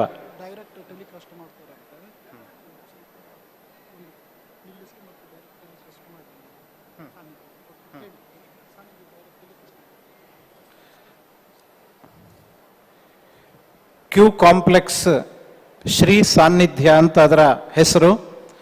ಅದರ ಉದ್ಘಾಟನಾ ಕಾರ್ಯಕ್ರಮ ಇದೀಗ ನಡೀತದೆ. ಅದನ್ನು ಕೂಡ ಡೈರೆಕ್ಟ್ ಟೆಲಿಕಾಸ್ಟ್ ಮಾಡ್ತಾ ಇದ್ದಾರೆ. ಅದನ್ನು ಕೂಡ ನಾವು ಇಲ್ಲಿಂದ ವೀಕ್ಷಣೆ ಮಾಡಬಹುದು. ಅಲ್ಲಿ ಉದ್ಘಾಟನೆ ಆಗುವಂತಹ ಕಾರ್ಯಕ್ರಮವನ್ನು ಕೂಡ 2 ಗಂಟೆಗೆ ಗೌರವಾನ್ವಿತ ಉಪರಾಷ್ಟ್ರಪತಿಗಳು ದೇವರ ದರ್ಶನವನ್ನು ಮಾಡಿ 2 ಗಂಟೆ 12 ನಿಮಿಷಕ್ಕೆ ಕ್ಯೂ ಕಾಂಪ್ಲೆಕ್ಸ್ನ ಉದ್ಘಾಟನೆಯನ್ನು ಮಾಡಿ ಸರಿಯಾಗಿ 2 ಗಂಟೆ 20 ನಿಮಿಷಕ್ಕೆ ಈ ಅಮೃತವರ್ಷಿಣಿ ವೇದಿಕೆ ಅವರು ಆಗಮಿಸ್ತಾರೆ. 2 ಗಂಟೆ 20 ನಿಮಿಷದಿಂದ 2 ಗಂಟೆ 59 ನಿಮಿಷದವರೆಗೆ ಇಲ್ಲಿ ಸಭಾ ಕಾರ್ಯಕ್ರಮ ಎನ್ನುವಂಥದ್ದು, 3 ಗಂಟೆಯ ಒಳಗಡೆ ಸಭಾ ಕಾರ್ಯಕ್ರಮ ಎನ್ನುವಂಥದ್ದು ಮುಗಿತದೆ. ಅನ್ನದಾನದ ವ್ಯವಸ್ಥೆಯನ್ನು ಮಾಡಿದವರಿಗೆ ನೇರವಾಗಿ ಅವರನ್ನು ದರ್ಶನಕ್ಕೆ ಬಿಡಬೇಕು ಎಂಬ ಅಪೇಕ್ಷೆಯಿಂದ ಪೂಜ್ಯ ಹೆಗ್ಗಡೆಯವರ ಮಾರ್ಗದರ್ಶನದಲ್ಲಿ ಅವರಿಗೆ ಪ್ರತ್ಯೇಕವಾಗಿ ಎದುರುಗಡೆಯಿಂದ ಬಿಡುವಂತಹ ವ್ಯವಸ್ಥೆ ಇದೆ. ಈ ಎಲ್ಲ ಅಪಸವ್ಯಗಳನ್ನು, ಅಂದರೆ ಕೆಲವರಿಗೆ ಬಿಡೋದು, ಕೆಲವರಿಗೆ ಬಿಡೋದಿಲ್ಲ, ಕೆಲವರು ಆಕ್ಷೇಪ ಮಾಡ್ತಾರೆ, ಇದನ್ನೆಲ್ಲ ನಿಯಂತ್ರಿಸುವ ದೃಷ್ಟಿಯಿಂದ ಇವತ್ತು ಒಂದು ಅತಿ ದೊಡ್ಡವಾದಂತಹ ಕ್ಯೂ ಕಾಂಪ್ಲೆಕ್ಸ್ ಅನ್ನು ಸನ್ಮಾನ್ಯ ಉಪರಾಷ್ಟ್ರಪತಿಗಳು ಪೂಜ್ಯ ಹೆಗ್ಗಡೆಯವರು ಮಾತೃಶ್ರೀ ಅಮ್ಮನವರ ಉಪಸ್ಥಿತಿಯಲ್ಲಿ ಅದರ ಉದ್ಘಾಟನೆಯನ್ನು ನೆರವೇರಿಸ್ತಾ ಇದ್ದಾರೆ. ಈ ಕ್ಯೂ ಕಾಂಪ್ಲೆಕ್ಸ್ನ ಬಗ್ಗೆ ತಮ್ಮಲ್ಲಿ ಹಲವರು ನೋಡಿರ್ಬೋದು. ಅದರ ವಿಶೇಷತೆಯನ್ನು ತಮ್ಮ ಮುಂದೆ ಹಂಚಿಕೊಳ್ಳೋದಕ್ಕೆ ತುಂಬ ಸಂತೋಷ ಪಡ್ತೇನೆ. ಈ ಕ್ಯೂ ಕಾಂಪ್ಲೆಕ್ಸ್, ಹೊಸದಾದ ಕ್ಯೂ ಕಾಂಪ್ಲೆಕ್ಸ್ ಎನ್ನುವುದು 2,75,177 ಸ್ಕ್ವೇರ್ ಫೀಟ್ ಏರಿಯಾವನ್ನು ಒಳಗೊಂಡಂತಹ ಒಂದು ಹೊಸದಾದ ಕ್ಯೂ ಕಾಂಪ್ಲೆಕ್ಸ್. ಅದು ಸರ್ಕ್ಯುಲರ್ ಶೇಪ್ನಲ್ಲಿ ಆ ಕ್ಯೂ ಕಾಂಪ್ಲೆಕ್ಸ್ ಇದೆ. 2 ಮಹಡಿಯಿಂದ ಕೂಡಿದ 16 ಹಾಲ್ಗಳು ಆ ಕ್ಯೂ ಕಾಂಪ್ಲೆಕ್ಸ್ನಲ್ಲಿ ಬರ್ತದೆ. ತಿರುಪತಿಯಲ್ಲಿ ದೇವರ ದರ್ಶನ ಮಾಡಿದವರಿಗೆ ಗೊತ್ತಿರಬಹುದು. ಆ ರೀತಿಯ ಅದಕ್ಕಿಂತ ಉನ್ನತವಾದಂತಹ ತಂತ್ರಜ್ಞಾನವನ್ನು ಬಳಸಿ ಮಾಡಿದಂತಹ ವ್ಯವಸ್ಥೆ. 16 ಹಾಲ್ಗಳಿದೆ. ಪ್ರತಿಯೊಂದು ಹಾಲ್ನಲ್ಲಿ 700ರಿಂದ 800 ಜನ ಏಕಕಾಲದಲ್ಲಿ ಒಂದೊಂದು ಹಾಲ್ನಲ್ಲಿ ಕೂತ್ಕೊಳ್ಳಿಕ್ಕಾಗತ್ತೆ. ಅದರಿಂದ ಕ್ಯೂ ಕಾಂಪ್ಲೆಕ್ಸ್ನ ಒಳಗಡೆ ಏಕಕಾಲದಲ್ಲಿ 10,000ದಿಂದ 12,000 ಜನರು ಅದರಲ್ಲಿ ಆರಾಮಾಗಿ ಕೂತ್ಕೊಳ್ಳುವಂತಹ ವ್ಯವಸ್ಥೆ ಇದೆ. ಈಗ ಕ್ಯೂ ಬರುವವರು ಪೂರ್ತಿ 6 ಗಂಟೆ 7 ಗಂಟೆ ನಿಂತ್ಕೊಂಡೇ ಬರಬೇಕಾಗಿತ್ತು. ಇನ್ನು ಮುಂದೆ ಆ ವ್ಯವಸ್ಥೆ ಎನ್ನುವುದಿರುವುದಿಲ್ಲ. ಅವರು ಆರಾಮವಾಗಿ ಅಲ್ಲಿ ಕೂತ್ಕೊಂಡು ಒಂದು ಹಾಲ್ನಿಂದ ಇನ್ನೊಂದು ಹಾಲಿಗೆ ಶಿಫ್ಟ್ ಆಗಿ ಮುಂದೆ ಬರುವಂತಹ ಎಲ್ಲ ವ್ಯವಸ್ಥೆಗಳನ್ನು ಈ ಕ್ಯೂ ಕಾಂಪ್ಲೆಕ್ಸ್ ಎನ್ನುವುದು ಒಳಗೊಂಡಿದೆ. ಈ ಪ್ರತಿ ಹಾಲಿಗೆ ಒಂದು ಎಂಟ್ರಿ, ಒಂದು ಎಕ್ಸಿಟ್ ಅಂತ ಮತ್ತೊಂದು ಎಮರ್ಜೆನ್ಸಿ ಎಕ್ಸಿಟ್ ಅಂತ 3 ಪಾಯಿಂಟ್ಗಳು ಅದರಲ್ಲಿ ಬರ್ತದೆ. ಪ್ರತಿ ರೂಮಿನಲ್ಲಿ ಡ್ರಿಂಕಿಂಗ್ ವಾಟರ್ ಫೆಸಿಲಿಟಿ ಇದೆ, ವಾಶ್ರೂಮ್ ಫೆಸಿಲಿಟಿ ಇದೆ, ಚೈಲ್ಡ್ ಕೇರ್ ಫೆಸಿಲಿಟಿ ಇದೆ, ಜೊತೆಗೆ ಕೆಫೆಟೇರಿಯಾ ಇದೆ. ಪ್ರತಿ ರೂಮ್ನಲ್ಲಿ ಡಿಜಿಟಲ್ ಟಿವಿಯ ವ್ಯವಸ್ಥೆಯನ್ನು ಮಾಡಿದ್ದಾರೆ. ಅಲ್ಲಿ ಕುತ್ಕೊಂಡಂತಹ ಭಕ್ತರು ಆ ಡಿಜಿಟಲ್ ಟಿವಿಯ ಮುಖಾಂತರ ಮನಸ್ಸಿಗೆ ನೆಮ್ಮದಿಯನ್ನು ನೀಡುವ ಭಗವಂತನ ಅನೇಕ ದೃಶ್ಯಗಳನ್ನು, ವಿಡಿಯೋಗಳನ್ನು ನಾವು ವೀಕ್ಷಣೆ ಮಾಡಲಿಕ್ಕೆ ಸಾಧ್ಯ ಆಗತ್ತೆ. ಈ ಕ್ಯೂ ಕಾಂಪ್ಲೆಕ್ಸ್ನ ಆಪರೇಷನ್ ಎನ್ನುವುದು ಹೊಸದಾದ ನೂತನವಾದ ಟೆಕ್ನಾಲಜಿಯನ್ನು ಬಳಸಿ ಅದನ್ನು ಮಾಡಿದ್ದು. ಬಾಷ್ ಎಂಬ ಕಂಪನಿಯವರು ಇದಕ್ಕೆ ಟೆಕ್ನಾಲಜಿಯನ್ನು ಸಪ್ಲೈ ಮಾಡಿದ್ದಾರೆ. ಅದರಲ್ಲಿ ಎಫಿಷಿಯನ್ಸಿ ಮತ್ತು ಇನ್ನೋವೇಷನ್ ಅಂತ ಈ 2 ಸ್ಟೆಪ್ಸ್ಗಳನ್ನು ಬಳಸಿ ಇದನ್ನು ಮಾಡಿದ್ದಾರೆ. ಇದು ಪೂರ್ತಿಯಾಗಿ ಟೆಕ್ನಾಲಜಿ ಬೇಸ್ಡ್. ಯಾರೂ ನಮಗೆ ಮಾರ್ಗದರ್ಶನ ಮಾಡಬೇಕಾಗಿಲ್ಲ. ಒಮ್ಮೆ ಎಂಟ್ರಿ ಆದರೆ ನಾವು ಹೇಗೆ ಹೋಗಬೇಕು, ಎಲ್ಲೇ ಹೋಗಬೇಕು, ಎಲ್ಲ ಡೈರೆಕ್ಷನ್ಸ್ಗಳು ಅಲ್ಲಿ ಆಟೋಮೆಟಿಕ್ ಆಗಿ ನಮಗೆ ಸಿಗ್ತಾ ಬರ್ತದೆ. ಯಾವುದೇ ಭಕ್ತರಿಗೆ ಏನೂ ಸಮಸ್ಯೆ ಆಗೋದಿಲ್ಲ. ಈ ಕ್ಯೂ ಕಾಂಪ್ಲೆಕ್ಸ್ ಅನ್ನ ಕ್ಯೂ ಮ್ಯಾನೇಜ್ಮೆಂಟ್ ಸಾಫ್ಟ್ವೇರ್ ಸಿಸ್ಟಮ್ ಅಂತ QMS ಅಂತ ಇದನ್ನ ಇನ್ಸ್ಟಾಲ್ ಮಾಡಿದ್ದಾರೆ. ಯಾರೇ ಕ್ಯೂ ಕಾಂಪ್ಲೆಕ್ಸ್ನ ಒಳಗಡೆ ಹೋದರೆ ಅಲ್ಲಿರುವ ಕ್ಯಾಮರಾಗಳು ಅವರನ್ನು ಟ್ರ್ಯಾಕ್ ಮಾಡ್ತದೆ. ಅದನ್ನು ಎಷ್ಟು ಜನ ಕ್ಯೂ ಕಾಂಪ್ಲೆಕ್ಸ್ನ ಒಳಗಡೆ ಬಂದರು, ಎಷ್ಟು ಜನ ಕ್ಯೂ ಕಾಂಪ್ಲೆಕ್ಸ್ನಿಂದ ಹೊರಗಡೆ ಹೋದರು ಎನ್ನುವಂಥದ್ದನ್ನು ಅದು ಲೆಕ್ಕ ಇಟ್ಕೊಳ್ತದೆ. ಆಮೇಲೆ ಎಷ್ಟು ಜನ ಸ್ಪೆಸಿಫಿಕ್ ಯಾವ ಹಾಲಲ್ಲಿದ್ದಾರೆ ಅನ್ನೋದನ್ನು ಕೂಡ ಅದು ನೋಡ್ತದೆ.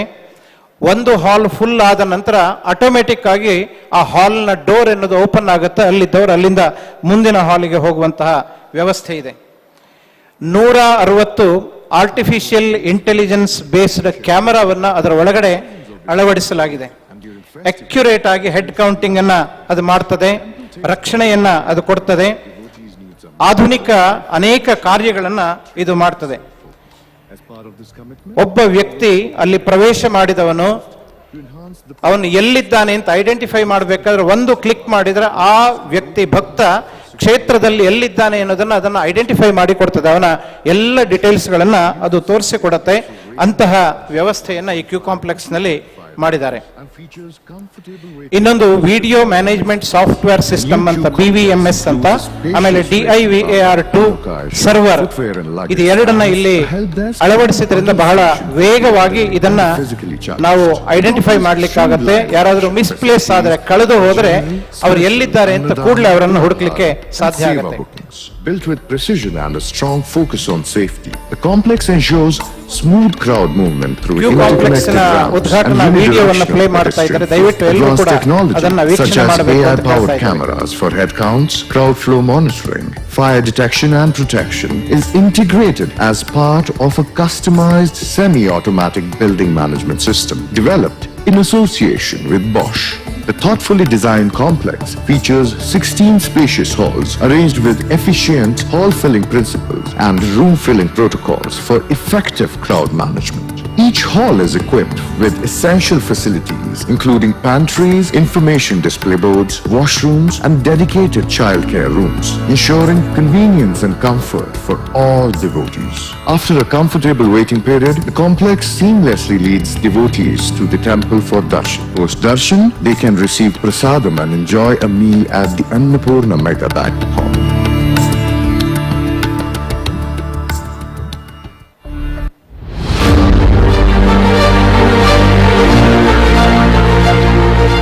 ಕರಾವಳಿ ದೇಗುಲಗಳ ತವರು ಇಲ್ಲಿನ ಪ್ರತಿ ವರ್ಷ ಶ್ರೀ ಕ್ಷೇತ್ರ ಧರ್ಮಸ್ಥಳಕ್ಕೆ ಹಲವು ಸಂಖ್ಯೆಯ ಭಕ್ತರು ಆಗಮಿಸುತ್ತಾರೆ. ದರ್ಶನಕ್ಕೆ ಬರುವ ಭಕ್ತಾದಿಗಳಿಗೆ ಎಲ್ಲಾ ರೀತಿಯ ಸೌಲಭ್ಯವನ್ನ ಅತ್ಯಂತ ವ್ಯವಸ್ಥಿತವಾಗಿ ಒದಗಿಸುವ ಶ್ರೀ ಕ್ಷೇತ್ರ ಈ ಕಾರಣಕ್ಕಾಗಿಯೇ ಭಾರತದಲ್ಲಿ ಹೆಸರುವಾಸಿಯಾಗಿದೆ. ಶ್ರೀ ಕ್ಷೇತ್ರದ ಅಭಿವೃದ್ಧಿಯ ಮುಂದುವರಿದ ಭಾಗವಾಗಿ ಭಕ್ತರ ದರ್ಶನವನ್ನು ಇನ್ನಷ್ಟು ವ್ಯವಸ್ಥಿತಗೊಳಿಸಲು ಸರತಿ ಸಾಲಿನ ಸಮುಚ್ಚಯವಾಗಿ ಶ್ರೀ ಸಾನ್ನಿಧ್ಯವನ್ನು ನಿರ್ಮಿಸಲಾಗಿದೆ.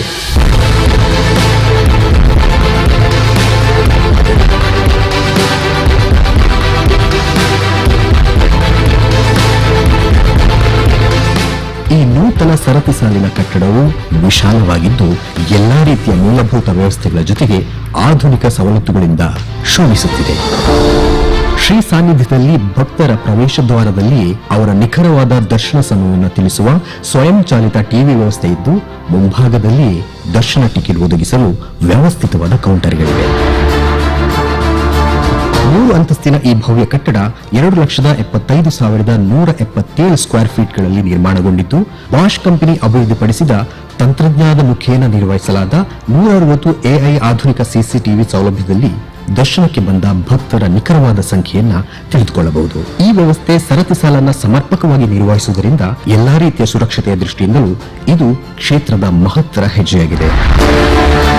ಶ್ರೀ ಸಾನ್ನಿಧ್ಯದಲ್ಲಿ ತುಲಾಭಾರದ ನಿರೀಕ್ಷಣಾ ಕೊಠಡಿ, ಫುಡ್ ಕೌಂಟರ್, ವ್ಯವಸ್ಥಿತವಾದ ಶೌಚಾಲಯಗಳು, ಗಣ್ಯರ ನಿರೀಕ್ಷಣಾ ಕೊಠಡಿ, ಮಕ್ಕಳ ಕಾಳಜಿ ಕೊಠಡಿಗಳಿದ್ದು ಭಕ್ತರ ಅವಶ್ಯಕತೆಗಳಿಗೆ ಆದ್ಯತೆ ನೀಡಲಾಗಿದೆ. ಸಮರ್ಪಕ ಗಾಳಿ ಬೆಳಕಿನ ಜೊತೆಗೆ ಭಕ್ತರ ಸೇವೆಗೆ ಮದುವಣಗಿತ್ತಿಯಂತೆ ತಯಾರಾಗಿರುವ ಶ್ರೀ ಸಾನ್ನಿಧ್ಯದಲ್ಲಿ ಸರಿಸುಮಾರು 10,000 ಜನ ಯಾವುದೇ ತೊಂದರೆಗಳಿಲ್ಲದೆ ಆರಾಮವಾಗಿ ದರ್ಶನ ಸೌಲಭ್ಯ ಪಡೆಯಬಹುದು.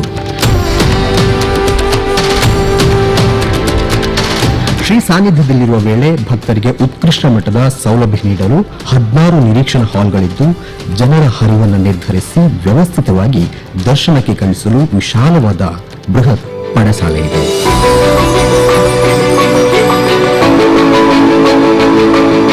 ಪ್ರತಿ ಹಾಲ್ನಲ್ಲಿ ಉಷ್ಣಾಂಶ ನಿಯಂತ್ರಿಸಲು ಫ್ರೆಶ್ ಏರ್ ತಂತ್ರಜ್ಞಾನದ ಹವಾನಿಯಂತ್ರಕ ಸೌಲಭ್ಯ, ಫ್ಯಾನ್, ಸಿಸಿಟಿವಿ, ತುರ್ತು ವೈದ್ಯಕೀಯ ಸೌಲಭ್ಯ, ಶುದ್ಧವಾದ ಕುಡಿಯುವ ನೀರು, ದೂರದರ್ಶನ ವ್ಯವಸ್ಥೆ, ಅಗ್ನಿಶಾಮಕ ಸೌಲಭ್ಯ, ತುರ್ತು ಸಂದರ್ಭಗಳಲ್ಲಿ ಲಿಫ್ಟ್ ಸೌಲಭ್ಯ ಮತ್ತು ಆಡಳಿತ ಕಚೇರಿಯನ್ನು ಸಂಪರ್ಕಿಸುವ ಸೌಲಭ್ಯ, ಪರಿಸರ ಕಾಳಜಿಗೆ ಪೂರಕವಾಗಿ ಕಟ್ಟಡಕ್ಕೆ 650 ಕಿಲೋವ್ಯಾಟ್ನ ಸೋಲಾರ್ ಅಳವಡಿಕೆ ಸೇರಿದಂತೆ ಹಲವು ವ್ಯವಸ್ಥೆಗಳಿವೆ. ಆಧುನಿಕ ಸೌಲಭ್ಯಗಳಿಂದ ಕೂಡಿರುವ ಶ್ರೀ ಸಾನ್ನಿಧ್ಯ ಸರಳ ಸುಂದರವಾಗಿ ರೂಪುಗೊಂಡಿದ್ದು, ಈ ಹಿಂದಿನ ವ್ಯವಸ್ಥೆಗೆ ಹೋಲಿಸಿದರೆ ದರ್ಶನ ಪಡೆಯಲು ಕಾಯುವ ಸಮಯ ಸಾಕಷ್ಟು ಇಳಿಕೆಯಾಗಲಿದೆ. ಅಭಿವೃದ್ಧಿಗೆ ತನ್ನನ್ನು ವಿಪುಲವಾಗಿ ತೆರೆದುಕೊಳ್ಳುವ ಶ್ರೀ ಕ್ಷೇತ್ರದಲ್ಲಿ ಧರ್ಮಸ್ಥಳದ ಭಕ್ತರ ಕ್ಷೇಮ ಕೇಂದ್ರಿತವಾದ ಶ್ರೀ ಸಾನ್ನಿಧ್ಯ ಎಂಬ ಈ ನೂತನ ವ್ಯವಸ್ಥೆ ದೇಶಾದ್ಯಂತ ಜನರ ಮೆಚ್ಚುಗೆಗೆ ಪಾತ್ರವಾಗಿದ್ದು, ಸ್ವಾಮಿಯ ನಲ್ಮೆಯ ಭಕ್ತರನ್ನ ಸೂಜಿಗಲ್ಲಿನಂತೆ ಸೆಳೆಯುತ್ತಿದೆ.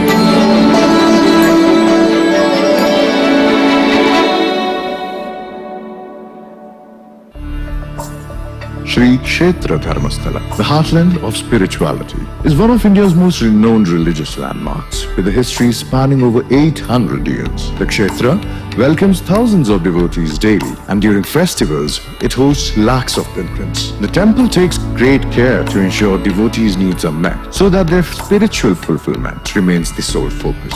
As part of this commitment, a novel queue complex has been introduced to enhance the pilgrimage experience.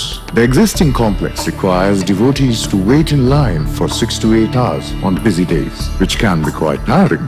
In contrast, the new facility reduces waiting times to 1.5 to 2.5 hours and features comfortable waiting halls with modern amenities.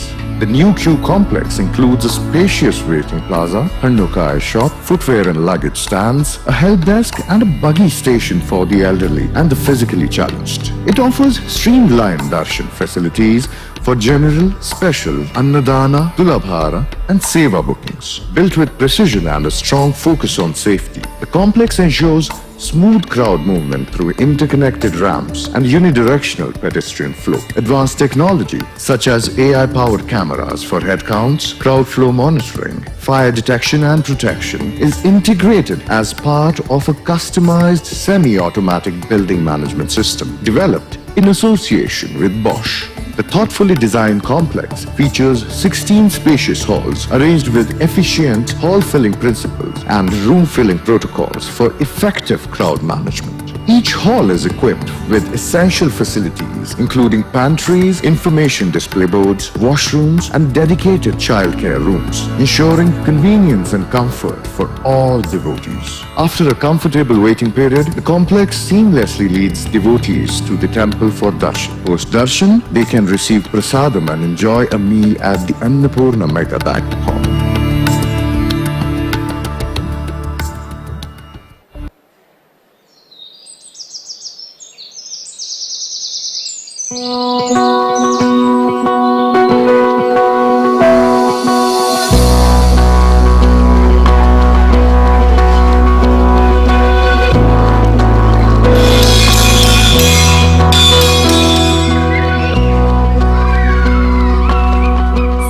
ಸರ್ಕಾರಿ ಶಾಲೆಗಳು ಉಜ್ವಲ ಭವಿಷ್ಯತ್ತಿಗೆ ಭದ್ರ ಬುನಾದಿ ಹಾಕುವ ಜ್ಞಾನ ದೇಗುಲಗಳು.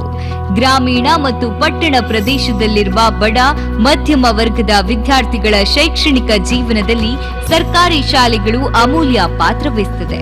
ಆದರೆ ಇಂದು ಶಾಲೆಗಳಲ್ಲಿರುವ ಮೂಲಭೂತ ಸೌಕರ್ಯಗಳ ಕೊರತೆ, ಪೋಷಕರ ಖಾಸಗಿ ಶಾಲೆಯ ವ್ಯಾಮೋಹ ಇವೆಲ್ಲದರಿಂದ ಸರ್ಕಾರಿ ಶಾಲೆಯಲ್ಲಿನ ಮಕ್ಕಳ ಸಂಖ್ಯೆ ಗಣನೀಯವಾಗಿ ಇಳಿದಿದೆ.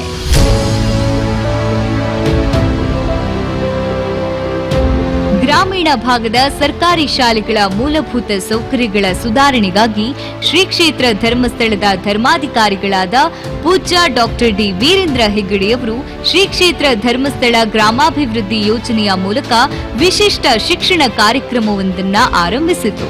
ಅದುವೇ ಜ್ಞಾನದೀಪ ಶಿಕ್ಷಣ ಕಾರ್ಯಕ್ರಮ.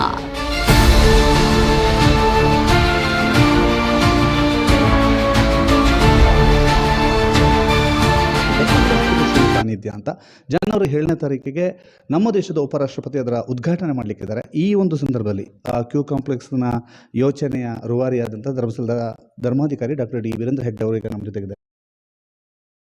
ಕೂಡ ಈ ಸಭಾಂಗಣದತ್ತ ಆಗಮಿಸ್ತಾ ಇದ್ದಾರೆ. ಅಧಿಕಾರಿಗಳ ಅವರು ಸಭೆಗೆ ಆಗಮಿಸುವಾಗ ಎಲ್ಲರೂ ಎದ್ದು ನಿಂತು ಅವರಿಗೆ ಗೌರವವನ್ನು ಸೂಚಿಸಬೇಕು ಎಂಬುದಾಗಿ ವಿನಂತಿಯನ್ನ ಮಾಡಿಕೊಳ್ತಾ ಇದ್ದಾರೆ. ಹಾಗಾಗಿ ಜ್ಞಾನದೀಪ ಶಿಕ್ಷಣ ಕಾರ್ಯಕ್ರಮದಡಿಯಲ್ಲಿ Kshetra Dharmasthala, the heartland of spirituality, is one of India's most renowned religious centers.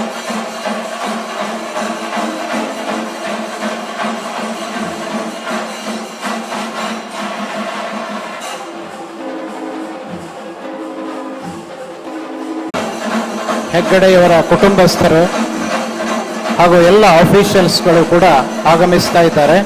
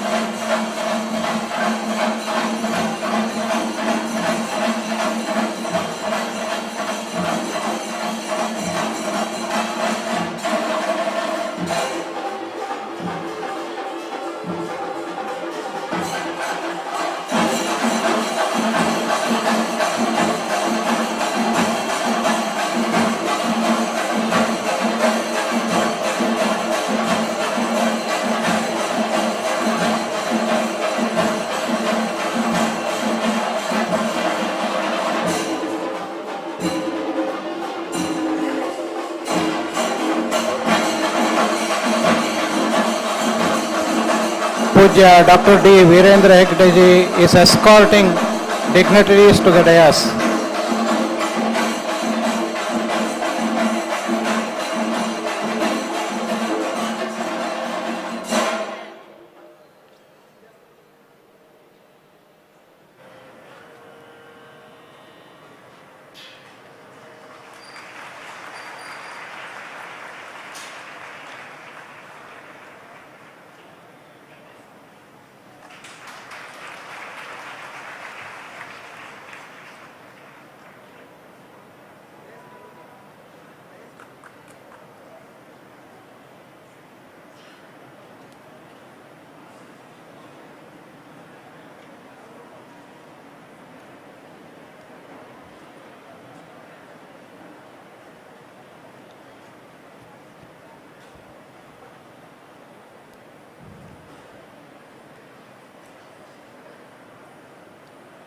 Om Shri Manjunathaya Namaha.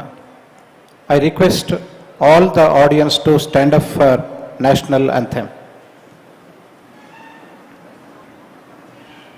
जनगण मन अधिनायक जय हे भारत भाग्य विधाता पंजाब सिंध गुजरात मराठा द्राविड उत्कल बंगा विंध्य हिमाचल यमुना गंगा उच्चल जलधि तरंगा तव शुभ नामे जागे तव शुभ आशीष मांगे गाहे तव जय गाथा जन गण मंगलदायक जय हे भारत भाग्य विधाता जय हे जय हे जय हे जय जय जय जय हे।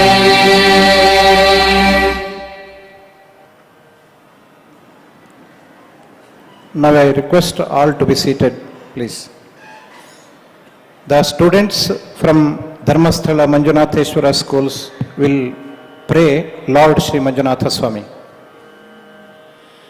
Shambho Girisha सुरपूजितकामवैरिन् Gourish Shankara Maheshwar विश्वहेतो Shambho Girisha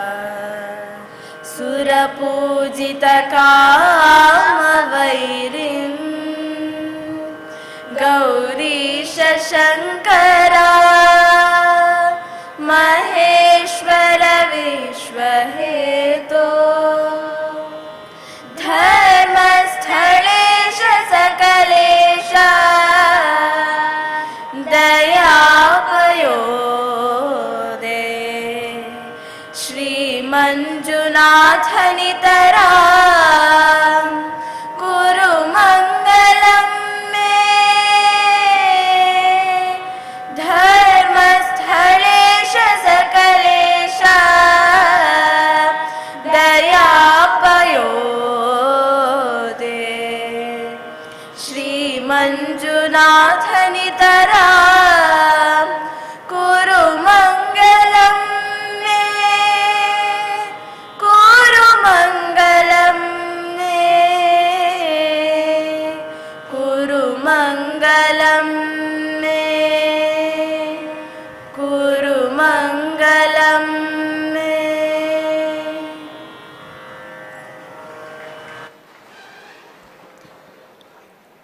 Atithi Devo Bhava is Indian tradition.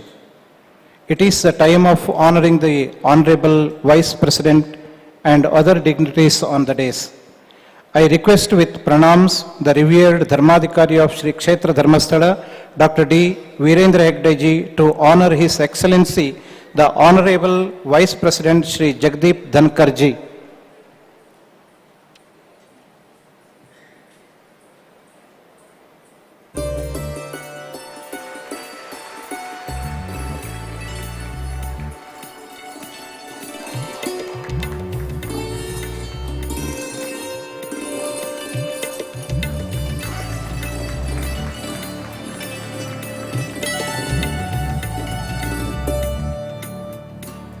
I request Matrashri Dr. Hemavati V. Hegde to honor Srimati Dr. Sudesh Dhankar ji.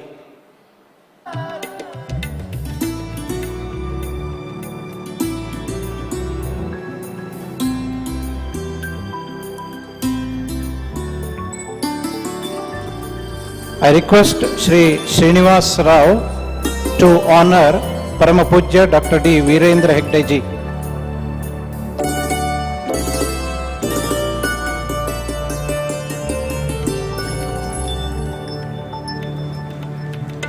I request Ms. V. Shweta to honor Matrashri Dr. Hemavati V. Hegde.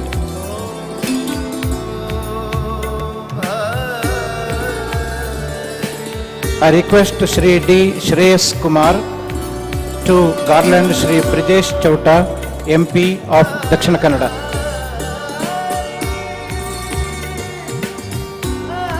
I request Shri Anil Kumar SS, Executive Director of SKDRDP, to honor Shri D. Surendra Kumar, Vice President of SDME Society. I request Shri Janardhan KN, Managing Director, Siri, to honor Shri D. Harshendra Kumar, Secretary of SDME Society.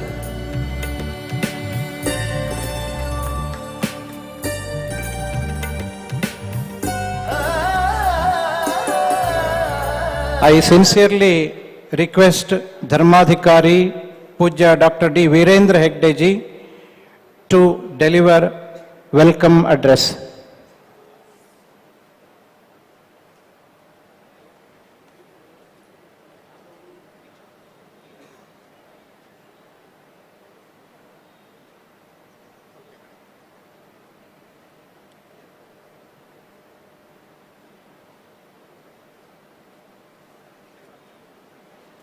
Om Shri Manjunataya Namaha. I have great pleasure in extending a warm welcome to His Excellency, the Honorable Vice President of India, Shri Jagdeep Dhankarji. I also welcome Dr. Srimati Sudesh Dhankarji, spouse of our Honorable Vice President. I also welcome other dignitaries on the dais. Our MP is there. With them, I welcome all the other dignitaries. A warm welcome to all the who are assembled here to mark this historic event. Welcome to Sri Kshetra Dharmasala, sir. Sri Manjunatha Swami Temple is here, has a history of over 800 years. Following the Chaturdana, that is Annadana, Vidyadana, Aushadana and Abhayadana. And as always in Dharmasala, I believe that every devotee is divine in God. Bhakta di Devo Bhava, devotees are God, is the core foundation of Shri Sanidhya Q complex has been constructed. The Shri Sanidhya Q complex is designed keeping in mind every need of the devotee. Two-storied building with 16 halls, 8 on each floor, and the Shri Sanidhya Q complex can hold 12,000 devotees at one time. The devotees will need not stand in lines, rather they will be comfortably seated in the complex without getting wet during the rainy season or feeling the summer heat in the hot season. Various facilities like cafeteria, child care, washroom, drinking water and many more have been made available within the Q complex to provide convenience to the devotees. Digital TVs have been installed in the Q complex that will provide the spiritual connect to the devotees. Also, 160 artificial intelligence enabled smart cameras, 263 speakers, 54 amplifiers and other technology platforms will ensure that the state-of-art surveillance and communication systems are put in place to ensure the safety, security and comfort of the devotees. High volume, low speed fans like what you have here and a fresh air circulation system ensure that the devotees will be in comfortable temperatures all the time. One number of 650 kilowatt solar system along with energy and water monitoring in the Q complex makes it sustainable and environmentally responsible too. My brother Harshendra Kumar has executed this commendable work and I appreciate Harshendra Kumar, the architect and their team. Today, we also have an initiative under our Jnana Deepa education program. This is one of our flagship program of SKDAD, Shri Kshetra Dharmasala Rural Development Project. It is said that education is the best friend. An educated person is respected everywhere. In rural India, there are still many children who do not get the basic education necessities to fulfill their educational needs. We have initiated the Jnana Deepa program to strengthen rural education in the state of Karnataka, right from providing scholarships to rural students and to pursue technical and professional education, providing additional teachers to schools where only one teacher is working, providing bench and desks to the schools, providing financial assistance for construction of school buildings, playgrounds, toilets, to ensure that education is provided with all amenities. across rural India. We are delighted to inform His Excellency that under the Jnanadeepa program, financial assistance for construction of 6,821 primary schools, 1,019 Anganwadi, 4,982 playgrounds and 787 toilets have been provided to these schools. 9,278 teachers services have been engaged across schools in Karnataka, and 71,454 bench and desk sets have been distributed across schools. This year too, we shall be providing student monthly scholarship amounting to over 65,000 rural students and engaging over 1,028 teachers for rural India. My wife, Srimati Hemavati V. Hegde,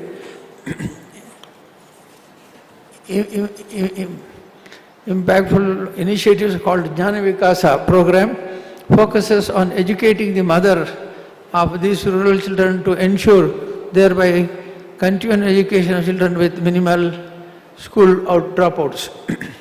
To inaugurate Sri Sanidhya Kavya Complex and to kickstart the Jnanadeepa educational program for 2025, we have amidst us a very special dignity, His Excellency, the Honorable Vice President of India.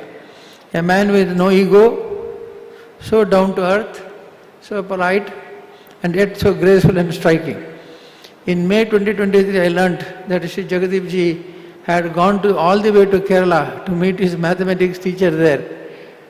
And the teacher was aged 83 years, and she was so proud to see her student to become the second citizen of the country. And her words that this was the best Guru Dakshina I got.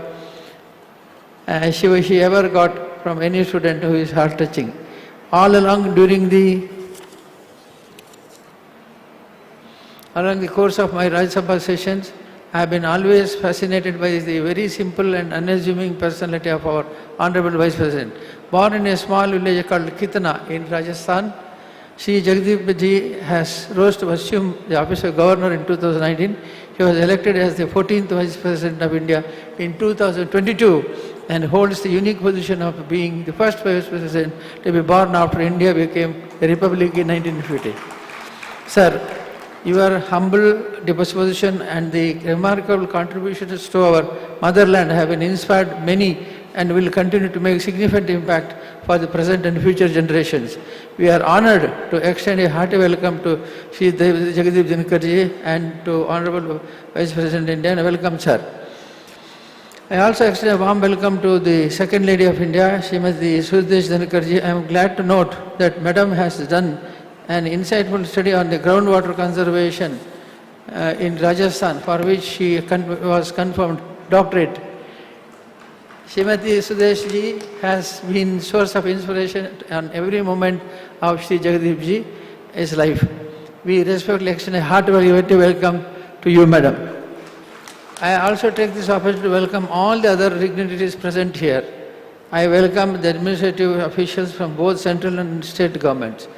I welcome our Lok Sabha member, Shri Brijesh Chauta Ji, to this function. Our staff members, media and others who have assembled here to witness the mega event. ಎಲ್ಲರಿಗೂ ಸುಸ್ವಾಗತವಿದೆ.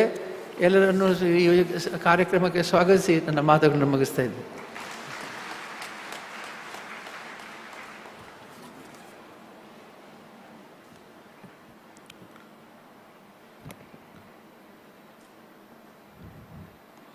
I request the Honorable Vice President of India, Shri Jagadeep Dhankar Ji, to launch Jnanadeepa program of 2024-25 by handing over Jnanadeepa scholarship sanction letter to 2 students.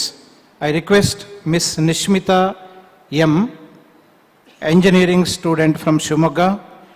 Also, I request Mr. Puneet M.N., Bachelor of Naturopathy and Yogic Sciences student from Maddur, to collect the letter.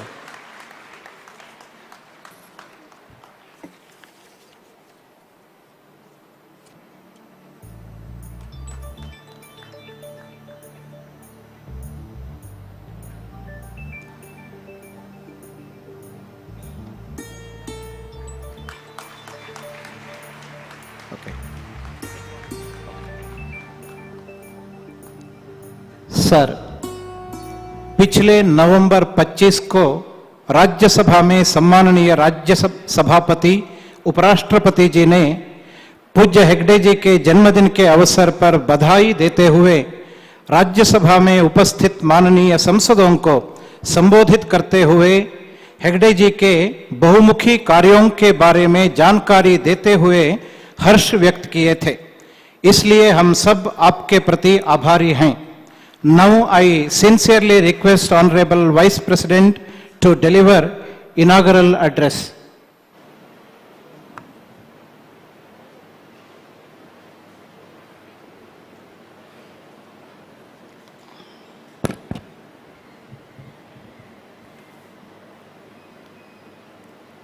Most revered Padam Vibhushan awardee and nominated member of Council of States, the Rajya Sabha, Shri D. Virender Hegde ji. I am honored and privileged to preside over a chairman Rajya Sabha where we have someone like him reflecting sublimity, sterling qualities and wisdom.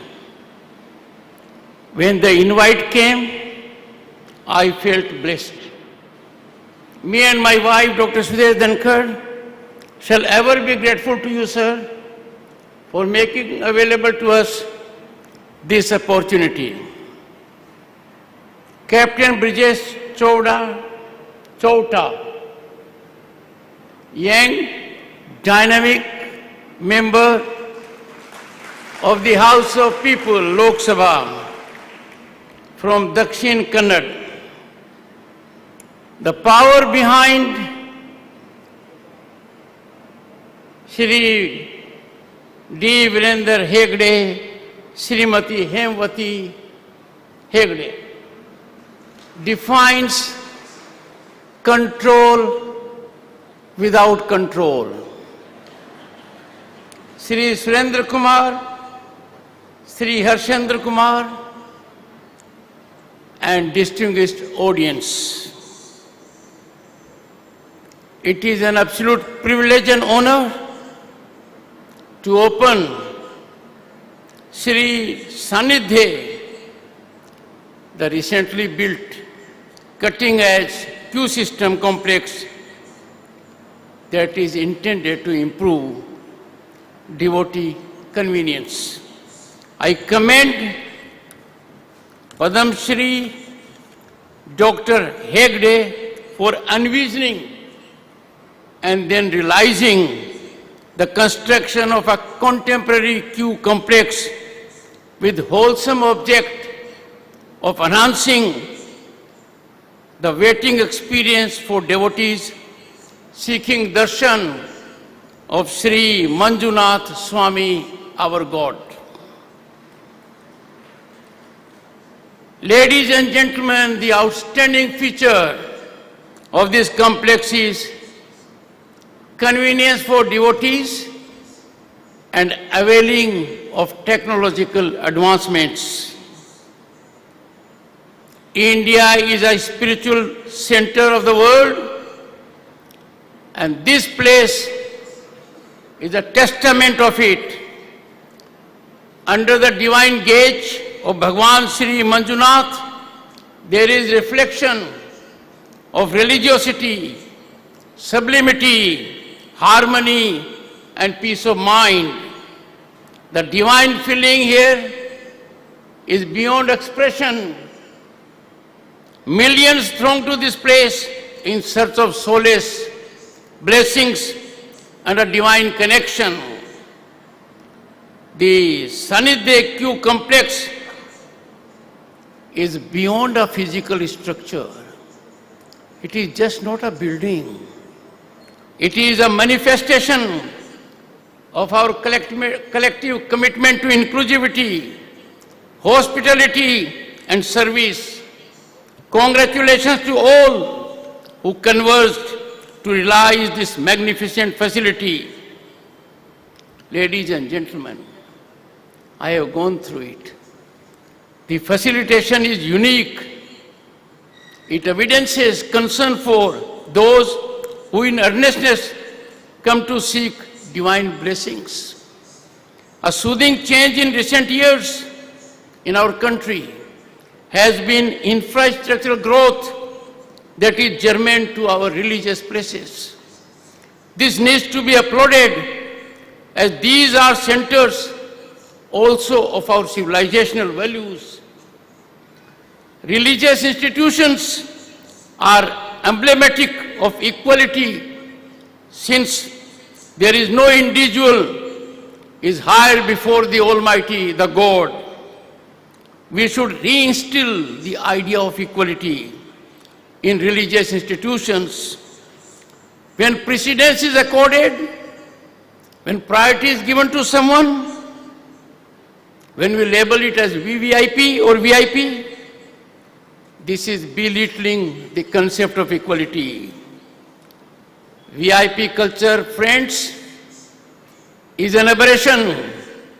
It is an incursion when viewed on the anvil of equality.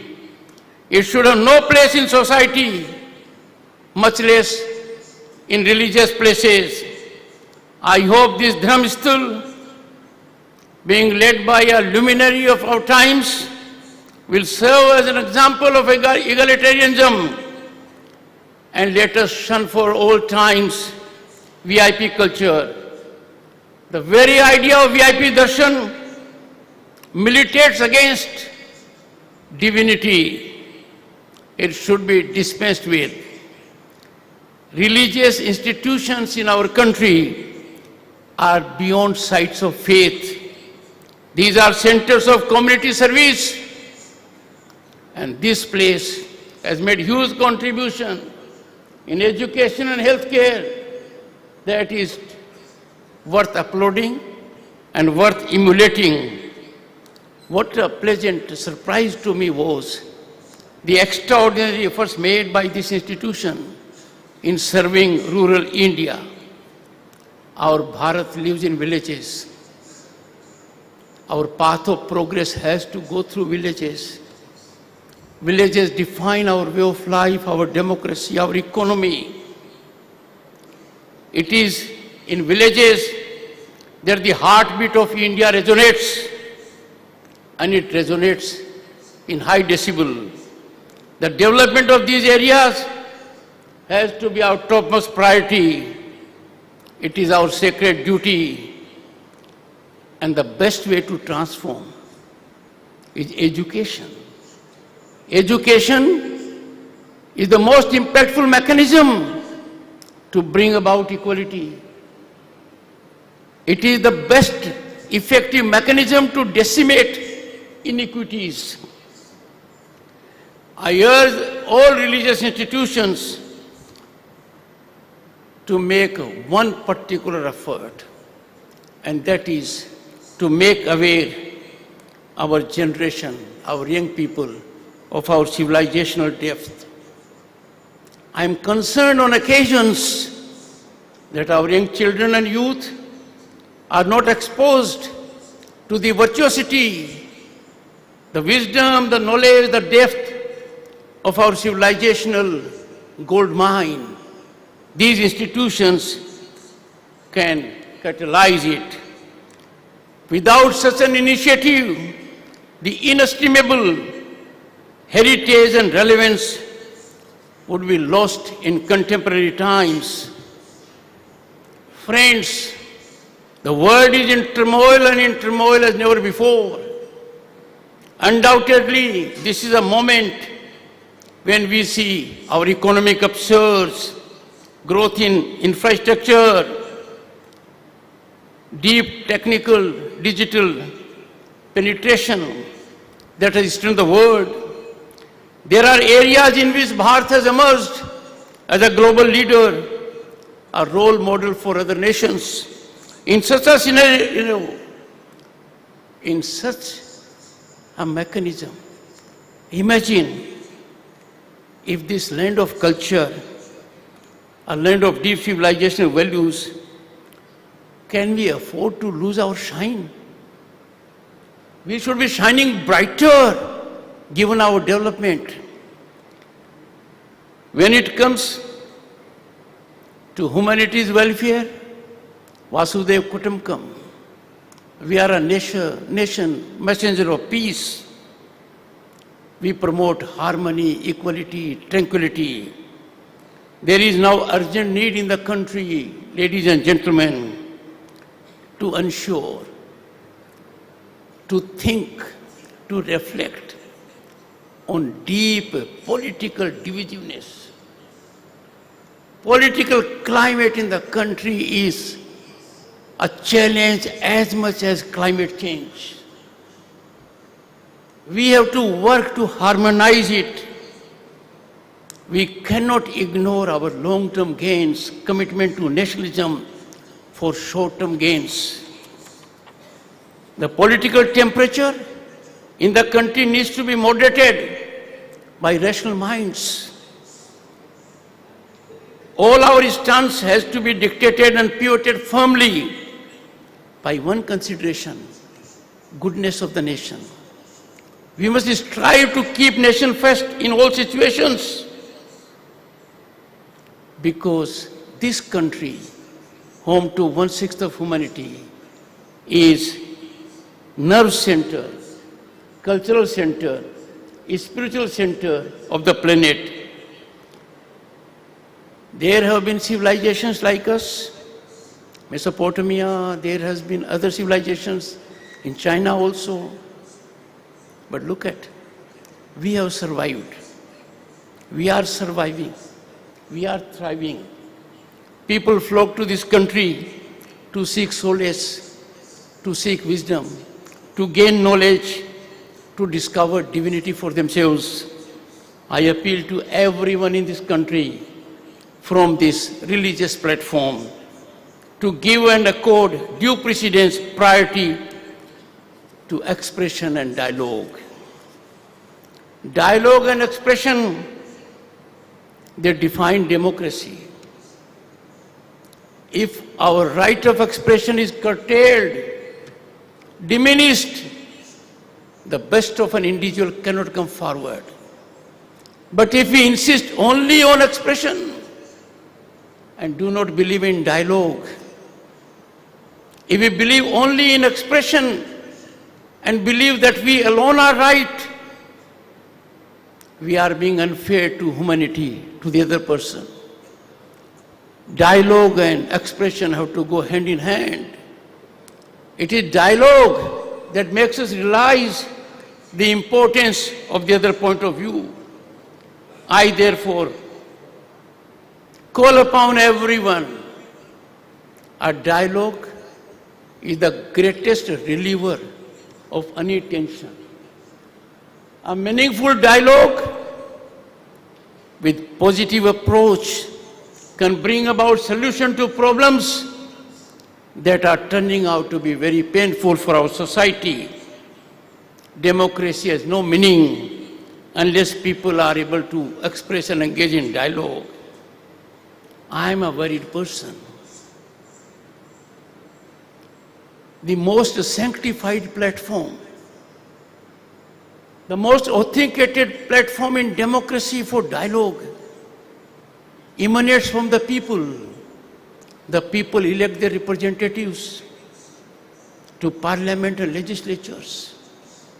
It is bounden duty of public representatives to voice concerns of the people. They must offer solutions. They must work to realize aspirations of the people. But if those who are obligated, constitutionally mandated to engage in dialogue, engage in disruption, then things go wrong. Things go wrong for a very difficult situation because there can be no vacuum in society. If parliamentarians and representatives of the people will not engage in their activity, the vacuum will be filled. People will agitate on the streets. people go in chaotic mode because they have to find expression of their problems. They have to look for their solutions. I therefore urge, wake up. We are cliffhanging as a parliamentary institution. We are very close to eclipsing. We are getting into irrelevant mode. Time for these temples of democracy to be vibrant for expression of views, healthy dialogue, consensual approach that was reflected by Constituent Assembly in evolution of our Constitution. I call upon everyone who represents people to soul search, because we are in the last quarter of the century for celebration of our independence. We have set a target for a developed nation at 2047. It is no longer a dream, it is our object. It is achievable, but we all have to believe in our nation, in serving the nation, and rise above partisan approach when it comes to development or national welfare. I call upon the people, they have power of social media. I call upon youth, generate pressure on your representatives. Audit your representatives, because your watchdog positioning will account for success of democracy. Once you do it, the representatives will shine and outshine in service of the nation. Friends, I need to caution you on something else. While India is rising as never before, global institutions are accolating us. Forces against India, forces inimical to our interests, forces that do not think well of us are conversing in one form or the other. They want to destabilize our institutions. They want to taint and tarnish our constitutional positions. They want to run down our progress story. We must neutralize these forces with total command, and that can be done when there is eternal vigilance. Eternal vigilance is the price of freedom we have to pay. And I therefore call upon everyone, individually and collectively, to serve the nation. Imagine in a country like ours, people challenge law enforcing authorities. They challenge public order. They come to streets if there is a court summon. Is it the way to function in a country that is Bharat? Can we allow people to be law unto themselves? Can we allow these people to be loose cannons in society? Anyone who challenges law and order and public order must be held accountable. How shameful it is for us. How painful for it is when we see public property being destroyed, public property being set on fire. Can we allow it? They are enemies of the nation. These people, these nefarious elements must be dealt in an exemplary manner. They must be brought to law. Their cases must be fast-tracked. This country of 1.4 billion cannot suffer this kind of public nuisance, destruction of public property. The world is appreciating our trains. One after other we are having trains, and there are some people who stone it. They are rogue elements of society. They should not have our respect.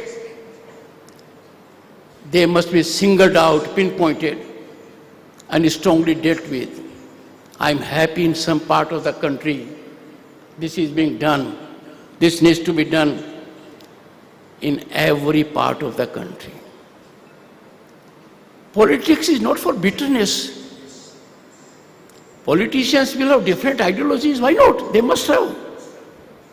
India is defined for its diversity, because the diversity converges into unity. But why should there be political bitterness? That's not our culture. We believe in universal brotherhood, sisterhood. We take the world as one unity, one family. Can we 24/7 only be politicking? Can we 24/7 engaged only for political gains? The object of politics should not be power alone. Power is important. It should be serving the society, serving the nation. I am concerned, and I am sure you must be equally concerned. Our society is getting polarized. The harmony is eluding us. Why? We must start some kind of a narrative. Remind all of us of our civilization death of 5,000 years. And I am sure all thinking minds, rational minds, will catalyze public opinion so that we have people who are tolerant of each other's points of view. You may not agree to someone, but please hear him or her out. Declining to hear the other point of view is arbitrary, inhuman, because that point of view may be the right point of view. I call upon corporates, Indian corporates, to come forward, generously contribute out of their CSR funds for development of infrastructure, for health, for education, infrastructure around such religious institutions, because these religious institutions are beyond places of worship. They are nerve center of our culture. This will help imbibe in our youth, in our children, cultural values that make this country different from other countries.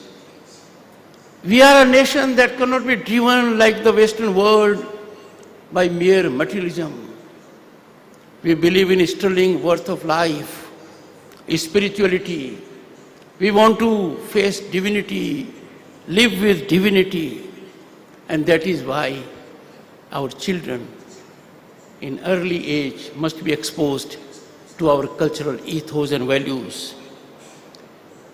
Friends, the foundation of our national transformation which is taking place, but it can get accelerated if all individuals, all citizens commit to 5 pillars which I call as Panch Pran. 1, we must promote social harmony. We must believe in social harmony that transcends diversity, converts diversity into national unity. We must believe in family life, family enlightenment by nurturing patriotic values at grassroots with children. We must care for our environment-friendly lifestyle, environmental values. Look at our worships. They are environment-friendly. We are sure we don't have another earth to cohabit. We can't allow this existential challenge to overtake us. We must be environment-friendly. I call upon everyone in the country to believe in Swadeshi. Be vocal about local. That will promote employment. That will save precious foreign exchange. You must believe in it. And lastly, our Constitution gives us fundamental rights, but we must focus on fundamental duties. Our duties are sacred. They take nothing much. If you go through the fundamental duties, you will be inspired, motivated to follow them. मुझे कहने में कोई संकोच नहीं है, हमारे राष्ट्रीय परिवर्तन की नींव 5 शक्तिशाली स्तंभों पर टिकी हुई है। सामाजिक सद्भाव, इसका नतीजा क्या होगा? विविधता को राष्ट्रीय एकता में बदल देता है। जमीनी स्तर पर देशभक्ति के मूल्यों का पोषण कहाँ होता है? परिवार में होता है। इसकी शुरुआत कीजिए। भारत माता का सम्मान तब होगा जब हम पर्यावरण का संरक्षण करेंगे, सर्जन करेंगे, स्वदेशी को अपनाएंगे, तो आत्मनिर्भर भारत की नींव मजबूत होगी, हम आत्मनिर्भर बनेंगे। और यदि अगर हम नागरिक के कर्तव्य का निर्वहन करेंगे तो हम प्रगति के पथ प्रदर्शक बनेंगे। Ladies and gentleman, I take from here a message that we must work for the nation. I take from here a message that every individual must be energized to put the nation before self. No consideration, individual, ideological, organizational, can override our national interests. I am extremely delighted and grateful to the Honorable Member of Parliament, Hegde ji, for making available to me such a divine experience. I wish your establishment, your bhakts and everyone good health and happiness in life. Thank you so much.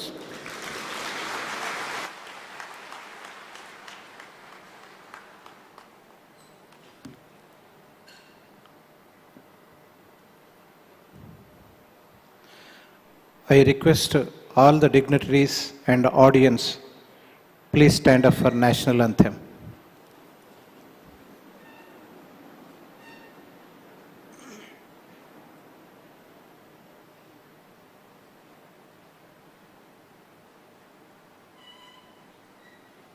Heartland of spirituality is one of India's Jana Gana मन अधिनायक जय हे भारत भाग्य विधाता।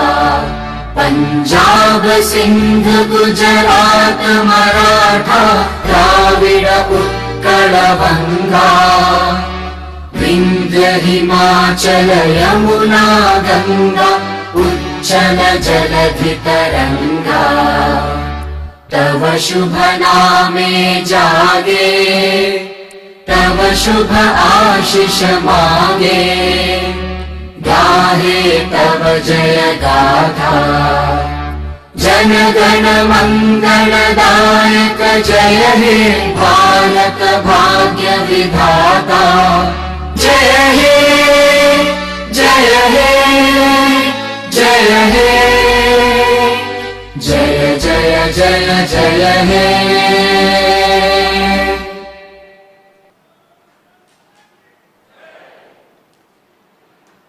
ಗೌರವಾನ್ವಿತ ಉಪರಾಷ್ಟ್ರಪತಿಗಳು ಹಾಗೂ ಎಲ್ಲ ಅತಿಥಿಗಳು ವೇದಿಕೆಯಿಂದ ನಿರ್ಗಮಿಸಿದ ನಂತರ ಎಲ್ಲ ಆಗಮಿಸಿದಂತಹ ಸಭಾಸದರು ನಿರ್ಗಮಿಸಬೇಕು ಎಂಬುದಾಗಿ ವಿನಂತಿ ಮಾಡಿಕೊಳ್ತಾ ಇದ್ದೇವೆ.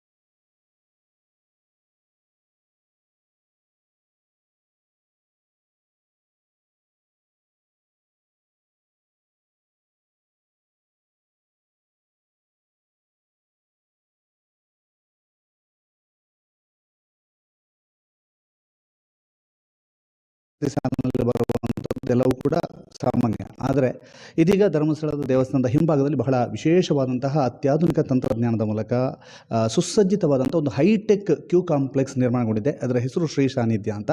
ಜನವರಿ 7ನೇ ತಾರೀಕಿಗೆ ನಮ್ಮ ದೇಶದ ಉಪರಾಷ್ಟ್ರಪತಿ ಅದರ ಉದ್ಘಾಟನೆ ಮಾಡಲಿಕ್ಕಿದ್ದಾರೆ. ಈ ಒಂದು ಸಂದರ್ಭದಲ್ಲಿ ಕ್ಯೂ ಕಾಂಪ್ಲೆಕ್ಸ್ನ ಯೋಚನೆಯ ರೂವಾರಿಯಾದಂಥ ಧರ್ಮಸ್ಥಳದ ಧರ್ಮಾಧಿಕಾರಿ ಡಾಕ್ಟರ್ ಡಿ ವೀರೇಂದ್ರ ಹೆಗ್ಡೆ ಅವರಿಗೆ ನಮ್ಮ ಜೊತೆಗಿದ್ದಾರೆ. ಸರ್, 7ನೇ ತಾರೀಕಿಗೆ ಒಂದು ಶ್ರೀ ಸಾನ್ನಿಧ್ಯ ಉದ್ಘಾಟನೆ ಆಗಲಿಕ್ಕಿದೆ. ಸರ್, ಅದರ ಕನಸು ಹೇಗೆ ಅಂತ? ಮೊದಲು ನಮ್ಮ ದೇವಸ್ಥಾನಕ್ಕೆ ಬಂದಂಥ ಜನರಿಗೆ ನೇರವಾಗಿ ಬಿಡುವಂಥ ಕ್ಯೂ ಸಿಸ್ಟಮ್ ಇತ್ತು. ಈ ಕ್ಯೂನಲ್ಲಿ ಸುಮಾರು 5ರಿಂದ 6 ತಾಸು ನಿಲ್ಲಬೇಕಾಗ್ತದೆ. 6 ತಾಸು ಅವರು ಇಲ್ಲಿ ಕೂತ್ಕೊಳ್ಳುವ ಹಾಗಿಲ್ಲ, ನಡ್ಕೊಂಡೇ ಬರಬೇಕು. ಕೆಲವು ಪ್ರಯೋಗಗಳನ್ನು ನಾವು ಮಾಡಿದೆವು, ಆದರೆ ಕ್ಯೂ ಕಾಂಪ್ಲೆಕ್ಸ್ಗೆ ಅದು ನಡೀಲಿಲ್ಲ. ಉದಾಹರಣೆಗೆ ಈಗ ನಮ್ಮ ಕೂಲ್ ತೆಗೆಯುವಲ್ಲಿ ನಾವು 2 ವಿಭಾಗ ಮಾಡಿ, ಮೊದಲು ಬಂದವರಿಗೆ ಒಂದು ಲೈನು, ಆಮೇಲೆ ಬಂದವರಿಗೆ ಒಂದು ಲೈನ್ ಮಾಡಿ ನೇರವಾಗಿ ಅವರು ಕೂತು ತೆಗೆಯುವಲ್ಲಿ ಹೋಗುವಂಥ ವ್ಯವಸ್ಥೆ ಮಾಡಿ, ಆದರೆ ಅದು ಇಲ್ಲಿ ವರ್ಕೌಟ್ ಆಗಲಿಲ್ಲ, ಇಲ್ಲಿ ಸರಿಯಾಗಲಿಲ್ಲ. ಹಾಗಾಗಿ ಇದನ್ನು ಪ್ರತ್ಯೇಕವಾಗಿ ಕ್ಯೂ ಕಾಂಪ್ಲೆಕ್ಸ್ ಮಾಡಬೇಕು ಅಂತೇಳಿ ಯೋಚನೆ ಮಾಡಿ ಕೂತ್ಕೊಳ್ಳುವ ವ್ಯವಸ್ಥೆ ಮಾಡಿದ್ದೇವೆ. ಪ್ರವೇಶ ಆದ ತಕ್ಷಣ ಎಲ್ಲರೂ ಒಂದೊಂದು ಹಾಲ್ನಲ್ಲಿ ಕೂತ್ಕೊಳ್ಬೋದು. ಒಂದು 12 ಹಾಲ್ ಇದ್ದಲ್ಲಿ ಒಂದೊಂದು ಹಾಲ್ನಲ್ಲಿ ಅವರು ಕೂತ್ಕೊಂಡು ಅವರ ಇಲ್ಲಿ ದೇವಸ್ಥಾನದಲ್ಲಿ ಜನ ಖಾಲಿ ಆದ ತಕ್ಷಣ ಆ ಸರದಿ ಸಾಲಿನಲ್ಲಿ ನಿಂತವ್ರನ್ನ ಬಿಟ್ಟಿದ್ದೇವೆ. ಅಂದರೆ ಈಗ ಇದು ಹಳೆಯ ದೇವಸ್ಥಾನಕ್ಕೆ ಹೋಗುವಾಗ ಹಳೆಯ ಪದ್ಧತಿಯಂತೆ ಹೋಗಬೇಕಾಗತ್ತೆ ಅವರು. ಆದರೆ ನಿರೀಕ್ಷೆಯಿಂದ ಕೂತ್ಕೊಂಡು ಆರಾಮಾಗಿ ಕೂತ್ಕೊಂಡು ಅಲ್ಲಿ ನೀರು, ಟಿ ವಿ ಮತ್ತು ವ್ಯವಸ್ಥೆಗಳಲ್ಲಿ ಇದ್ದಾವೆ. ಮತ್ತು ಪ್ರತಿಯೊಬ್ಬರು ಗುರುತಿಸುವಂಥ ಟಿ ವಿಯಲ್ಲಿ ಗುರುತಿಸುವಂಥ ಸಾಫ್ಟ್ವೇರ್ ಡೆವಲಪ್ ಮಾಡಿದೆ. ಯಾರಾದರೂ ತಪ್ಪಿಸಿಕೊಂಡ್ರೆ ಅವರನ್ನು ಗುರುತು ಹಿಡಿಯೋದು ಭಾಳ ಸುಲಭ. ಆ ರೀತಿಯೆಲ್ಲ ವ್ಯವಸ್ಥೆ ಮಾಡಿ ಹೈಟೆಕ್, ನೀವು ಹೇಳಿದಾಗ ಹೈಟೆಕ್ ಇದೆಲ್ಲ ಮಾದರಿಯಲ್ಲೇ ಮಾಡಿದ್ದೇವೆ. ಇದರಿಂದ ಜನರಿಗೆ ನಿಂತುಕೊಂಡು ಕ್ಯೂನಲ್ಲಿ ಗಂಟೆಗಟ್ಟಲೆ ನಿರೀಕ್ಷೆ ಮಾಡಬೇಕಾದಿಲ್ಲ. ಅವರಿಗೆ ಇಷ್ಟು ಹೊತ್ತು ಕೂತ್ಕೋಬೋದು, ಒಂದು 5 ತಾಸು 4 ತಾಸು ಕೂತ್ಕೊಳ್ಬೋದು. ಅವರ ಸರದಿ ಬಂದಾಗ ಮಾತ್ರ ದೇವಸ್ಥಾನದ ಸುತ್ತ ಮಾತ್ರ ಅರ್ಧ ಸುತ್ತು ನಡೆದ್ರೆ ಆಯ್ತು. ಅವರು ಸುಮಾರು ಒಂದು 600 ಮೀಟ್ರ್ 300 ಮೀಟ್ರ್ ನಡೆದ್ರೆ ಆಯಿತು. ಆ ರೀತಿ ವ್ಯವಸ್ಥೆ ಮಾಡಿದ್ದೇವೆ. ಈಗ ಅಂದರೆ ಒಂದು ಒಟ್ಟು ಅಲ್ಲಿ ಒಂದು 12,000 ಭಕ್ತಾದಿಗಳಿಗೆ ಏಕಕಾಲದಲ್ಲಿ ಕುಳಿತುಕೊಳ್ಳುವಂಥ ವ್ಯವಸ್ಥೆ ಮಾಡಲಾಗ್ತದೆ ಅಂತ. ಅಂದರೆ ಆ ಒಂದು CCTV ಕಣ್ಗಾವಲು ಇರ್ತದೆ, ಅವರ ಕಣ್ಣಿನ ಮೂಲಕ ಗುರುತು ಹಿಡಿಯುವಂಥ ಹಾಗೆ ಸರ್? ಅದು ಅದನ್ನು ಗುರುತು ಹಿಡಿದು ಒಳಗೆ ಅವರ ಮುಖವನ್ನು ಫೋಟೋ ತೆಗೆದು ಗೊತ್ತಾಗೋದು, ಅವ್ರಿಗೆ ಗೊತ್ತಾಗೋದಿಲ್ಲ. ಆದರೆ ಒಳಗೆ ಬರುವಾಗ ಅವರ ಮುಖಛಾಯೆಯನ್ನು ನಾವು ಕಂಪ್ಯೂಟರ್ ಮೂಲಕ ಅದನ್ನು ಸಂಗ್ರಹಿಸಿ ಲೈನ್ನಲ್ಲಿ ಅವರು ಬರುವಾಗ ಒಳಗೆ ಹೋಗ್ಬೋದು. ಮತ್ತು ಯಾರಾದರೂ ಪುನಃ ಬಂದರೆ ಅಥವಾ ಈ ಹಿಂದೆ ಬಂದು ಏನಾದರೂ ತಪ್ಪು ಮಾಡಿ ಸಿಕ್ಕಿ ಬಿದ್ದು ಅವರು ಪುನಃ ಬಂದರೆ ಅವರನ್ನು ಕೂಡ ಹಿಡಿಲಿಕ್ಕೆ ಸಾಧ್ಯತೆ ಇದೆ. ಇಲ್ಲಿ ಪ್ರತಿಯೊಂದು ಹಾಲ್ನಲ್ಲಿಯೂ ಕೆಫೆಟೇರಿಯಾ ಇರ್ತದೆ. ಅವರಿಗೆ ಬೇಕಾದಾಗೆ ಒಂದು ವಿಶ್ರಾಂತಿಯನ್ನು ಕೂಡ ಪಡೆಯಬಹುದು, ಜೊತೆಗೆ ಹಸಿವು ನೀಗಿಸ್ಬೋದು. ಪ್ರತಿ ಕೌಂಟರ್ನಲ್ಲಿ ಕೂಡ ಪ್ರತ್ಯೇಕವಾದ ಶೌಚಾಲಯ ಇದೆ, ಟಾಯ್ಲೆಟ್ಸ್. ಅವರು ಕಾದು ಕೂತ್ಕೊಳ್ಳುವಾಗ ಮಧ್ಯದಲ್ಲಿ ಅನ್ನೋದು ಶೌಚಾಲಯಕ್ಕೆ ಬಂದು ಪ್ರತಿಯೊಂದರಲ್ಲಿ ಪ್ರತ್ಯೇಕವಾದ ಶೌಚಾಲಯ ಇರೋದರಿಂದ ಶೌಚಾಲಯನ ಉಪಯೋಗಿಸಬಹುದು. ಅದಲ್ಲದೆ ಒಳಗೆ ಹೋಗುವಾಗ ಬೇರೆ ಬೇರೆ ತಿಂಡಿಗಳನ್ನು ಕೂಡ ನಾವು ಈಗ ಅಲ್ಲಿ ಕ್ಯೂನಲ್ಲಿ ಕೊಡ್ತಾ ಇದ್ದೇವೆ. ಇಲ್ಲಿ ಹಾಗಲ್ಲ, ಕೂತ್ಕೊಂಡೆ ಅವರು ತಿಂಡಿ ಮಾಡ್ಬೋದು. ಮತ್ತು ಅಲ್ಲಿ ಬೇರೆ ಬೇರೆ ಅಂಗಡಿಗಳಲ್ಲಿ ಸ್ಟಾಲ್ಗಳು ಕೂಡ ಇರ್ತದೆ. ಈ ಸ್ಟಾಲ್ನಲ್ಲಿ ಕೂಡ ಅವರು ತೆಗೆದುಕೊಂಡು ಆಹಾರವನ್ನು ಸ್ವೀಕಾರ ಮಾಡ್ಬೋದು. ಹಾಗಾಗಿ ಅವ್ರಿಗೆ ಏನು ಶ್ರಮ ಅನ್ನಿಸೋದಿಲ್ಲ ಮತ್ತು ಸುಲಭವಾಗಿ ದರ್ಶನ ಆಗುತ್ತೆ. ಸರ್, ಈಗ ಬರ್ತಿರುವಂತಹ ಒಂದು ಭಕ್ತರ ದಟ್ಟಣೆ ನೋಡಿದರೆ ಇದು ಎಷ್ಟರ ಮಟ್ಟಿಗೂ ಬಹಳಷ್ಟು ದೊಡ್ಡ ಮಟ್ಟಿನಲ್ಲಿ ಅವರಿಗೆ ಸಹಕಾರಿಯಾಗಲಿದೆ ಅಂತ? ಇದು ಹೇಳಲಾರೆ ನಾನು, ಯಾಕಂದರೆ ನಮ್ಮ ಪ್ರಯತ್ನ ಯಾವಾಗಲೂ ಅವರಿಗೆ ತೊಂದರೆ ಕೊಡುವ ಹೆಚ್ಚು ಸುಲಭವಾಗಿ ದರ್ಶನ ಆಗಬೇಕು ಅಂತ. ಅದರ ಸಂಖ್ಯೆ ಜಾಸ್ತಿ ಆಗ್ತಾ ಹೋದಾಗೆ ಮತ್ತು ಹೊಸ ಇದರ ಸಮಸ್ಯೆಗಳನ್ನು ಇನ್ನು ಮೇಲೆ ನಾವು ತಿಳ್ಕೊಬೇಕಷ್ಟೆ. ಈಗ ಈ ಹೊಸ ಕ್ಯೂನಲ್ಲಿ ಎಲ್ಲ ಸಮಸ್ಯೆ ಪರಿಹಾರ ಆಗುತ್ತೆ ಅಂತೇಳಿ ನಾವು ಹೇಳೋದಿಲ್ಲ. ಈಗ ಈ ಸಮಸ್ಯೆಯನ್ನು ಅಧ್ಯಯನ ಮಾಡಿ ಅದಕ್ಕೆ ಬೇಕಾದ ಪರಿಹಾರ ಕೊಡಲಿಕ್ಕೆ ಅವಕಾಶಗಳಿದ್ದಾವೆ. ಆಗ ಮುಂದಕ್ಕೆ ಇದರದ್ದೇನೋ ಸಮಸ್ಯೆಗಳು ಉದ್ಭವ ಆದರೆ ಅಥವಾ ಏನಾದರೂ ಅಲ್ಲಿ ಸಮಸ್ಯೆಗಳು ಬಂದ ತಕ್ಷಣ ಸರಿ ಮಾಡುವಂಥ ವ್ಯವಸ್ಥೆಯನ್ನು ಕೂಡ ನಾವು ಮಾಡಿಕೊಳ್ತೇವೆ. ಹಾಗಾಗಿ ಇದರದ್ದು ವ್ಯವಸ್ಥೆಯನ್ನು ಸರಿಯಾಗಿ ಮಾಡಿ ಮುಂದೆ ಸಮಸ್ಯೆಗಳು ಬಂದಾಗ ಸಮಸ್ಯೆಯನ್ನು ಪರಿಹಾರ ಮಾಡಿಕೊಳ್ತೇವೆ. ಸರಿ, ಅಲ್ಲಿ ನಾವು ಹೋದಾಗ ಕೇಳಲ್ಪಟ್ಟೆ ಸರ್, ಭಾರತದಲ್ಲೇ ಧಾರ್ಮಿಕ ಕೇಂದ್ರದಲ್ಲಿ ಇಂತಹದ್ದೊಂದು ಕ್ಯೂ ವ್ಯವಸ್ಥೆ ಇರಲಿಲ್ಲ, ಈಗ ಅದು ಹೊಸದಾಗಿ ಧರ್ಮಸ್ಥಳದಲ್ಲಿ ಆಗ್ತಾ ಇದೆ ಅನ್ನುವಂಥದ್ದು. ಅಂದರೆ ಈಗ ಎಲ್ಲ ದೇವಸ್ಥಾನದವರು ಪ್ರಯೋಗ ಮಾಡಿದ್ದಾರೆ. ತಿರುಪತಿಯಲ್ಲಿ ಪ್ರಯೋಗ ಮಾಡಿದ್ದಾರೆ, ಆಮೇಲೆ ಶಿರ್ಡಿಯಲ್ಲಿ ಅವರು ಪ್ರಯತ್ನ ಮಾಡಿದ್ದಾರೆ. ಇಲ್ಲಿ ಕೂಡ ಒಂದು ಹೊಸ ಸಮಸ್ಯೆಗಳಿದ್ದಾವೆ ಅವರಿಗೆ.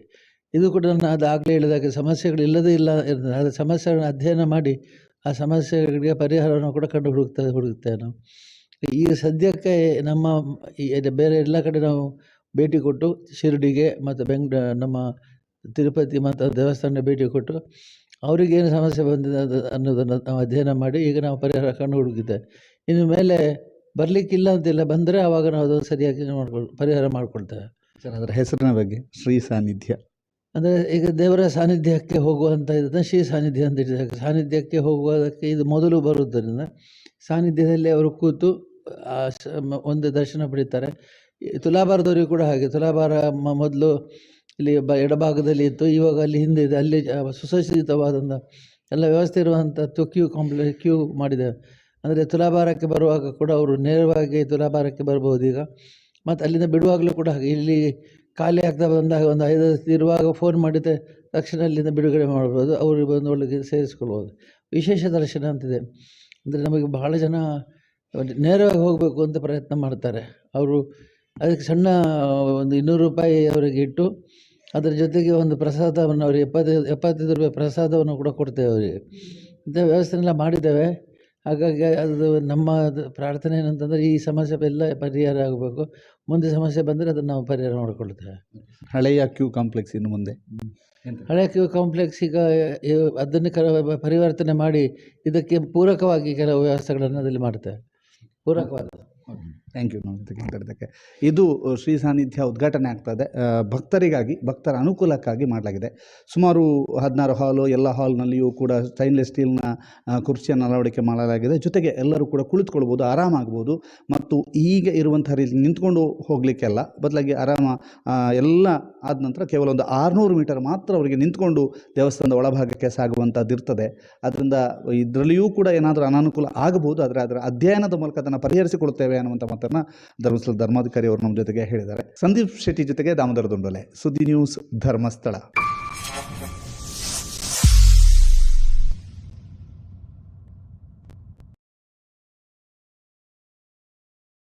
दोस्तों 300 से भी ज्यादा कंपनीज को मैं ट्रेनिंग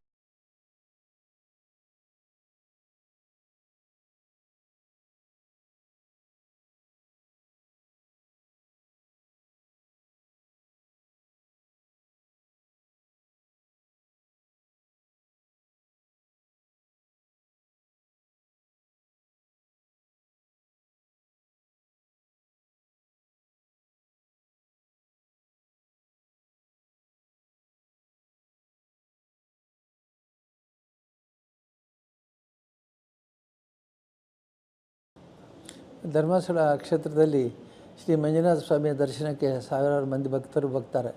ಬಂದಾಗ ಅವರಿಗೆ ಸಾರಥಿ ಸಾಲಿನಲ್ಲಿ ನಿಲ್ಲುವಂಥದ್ದೇ ಸ್ವಲ್ಪ ದೊಡ್ಡ ಸಮಸ್ಯೆ.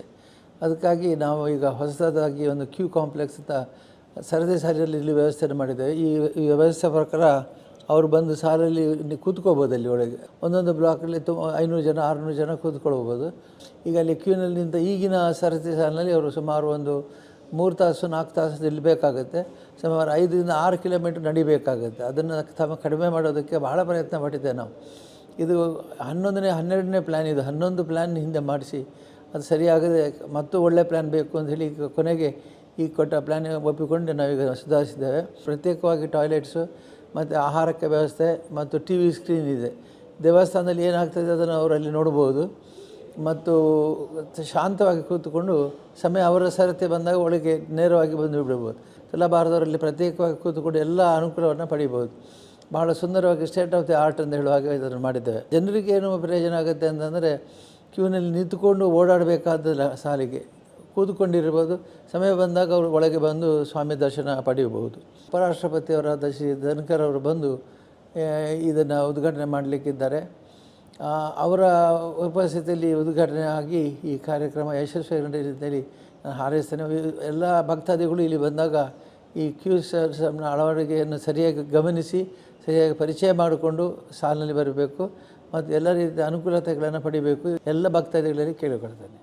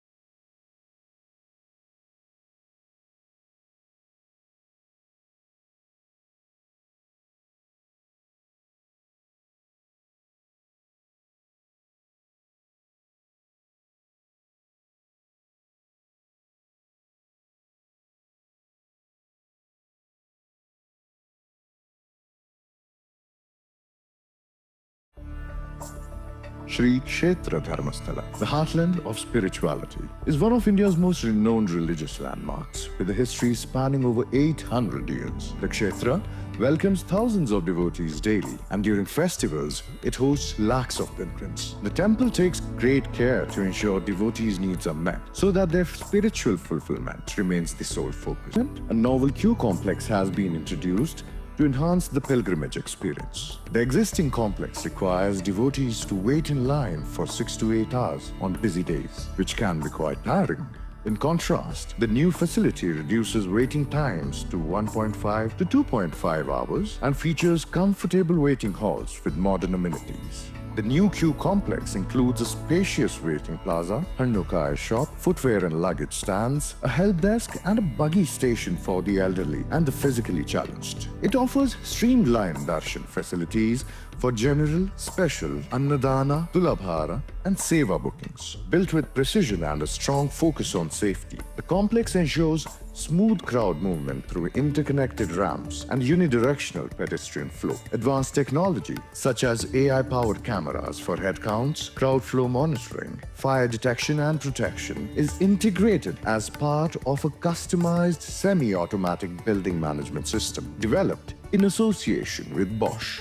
The thoughtfully designed complex features 16 spacious halls arranged with efficient hall-filling principles and room-filling protocols for effective crowd management. Each hall is equipped with essential facilities including pantries, information display boards, washrooms, and dedicated childcare rooms, ensuring convenience and comfort for all devotees. After a comfortable waiting period, the complex seamlessly leads devotees to the temple for darshan. Post-darshan, they can receive prasadam and enjoy a meal at the Annapurna Mega Banquet Hall.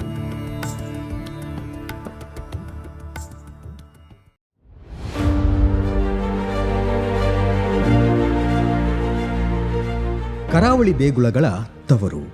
ಇಲ್ಲಿನ ಪವಿತ್ರ ತೀರ್ಥಕ್ಷೇತ್ರಗಳಲ್ಲಿ ಶ್ರೀ ಕ್ಷೇತ್ರ ಧರ್ಮಸ್ಥಳ ಪ್ರಮುಖವಾದದ್ದು. ಪ್ರತಿ ವರ್ಷ ಶ್ರೀ ಕ್ಷೇತ್ರ ಧರ್ಮಸ್ಥಳಕ್ಕೆ ಹಲವು ಸಂಖ್ಯೆಯ ಭಕ್ತರು ಆಗಮಿಸುತ್ತಾರೆ. ದರ್ಶನಕ್ಕೆ ಬರುವ ಭಕ್ತಾದಿಗಳಿಗೆ ಎಲ್ಲಾ ರೀತಿಯ ಸೌಲಭ್ಯವನ್ನ ಅತ್ಯಂತ ವ್ಯವಸ್ಥಿತವಾಗಿ ಒದಗಿಸುವ ಶ್ರೀ ಕ್ಷೇತ್ರ ಈ ಕಾರಣಕ್ಕಾಗಿಯೇ ಭಾರತದಲ್ಲಿ ಹೆಸರುವಾಸಿಯಾಗಿದೆ. ಶ್ರೀ ಕ್ಷೇತ್ರದ ಅಭಿವೃದ್ಧಿಯ ಮುಂದುವರಿದ ಭಾಗವಾಗಿ ಭಕ್ತರ ದರ್ಶನವನ್ನ ಇನ್ನಷ್ಟು ವ್ಯವಸ್ಥಿತಗೊಳಿಸಲು ಸರತಿ ಸಾಲಿನ ಸಮುಚ್ಚಯವಾಗಿ ಶ್ರೀ ಸಾನ್ನಿಧ್ಯವನ್ನ ನಿರ್ಮಿಸಲಾಗಿದೆ.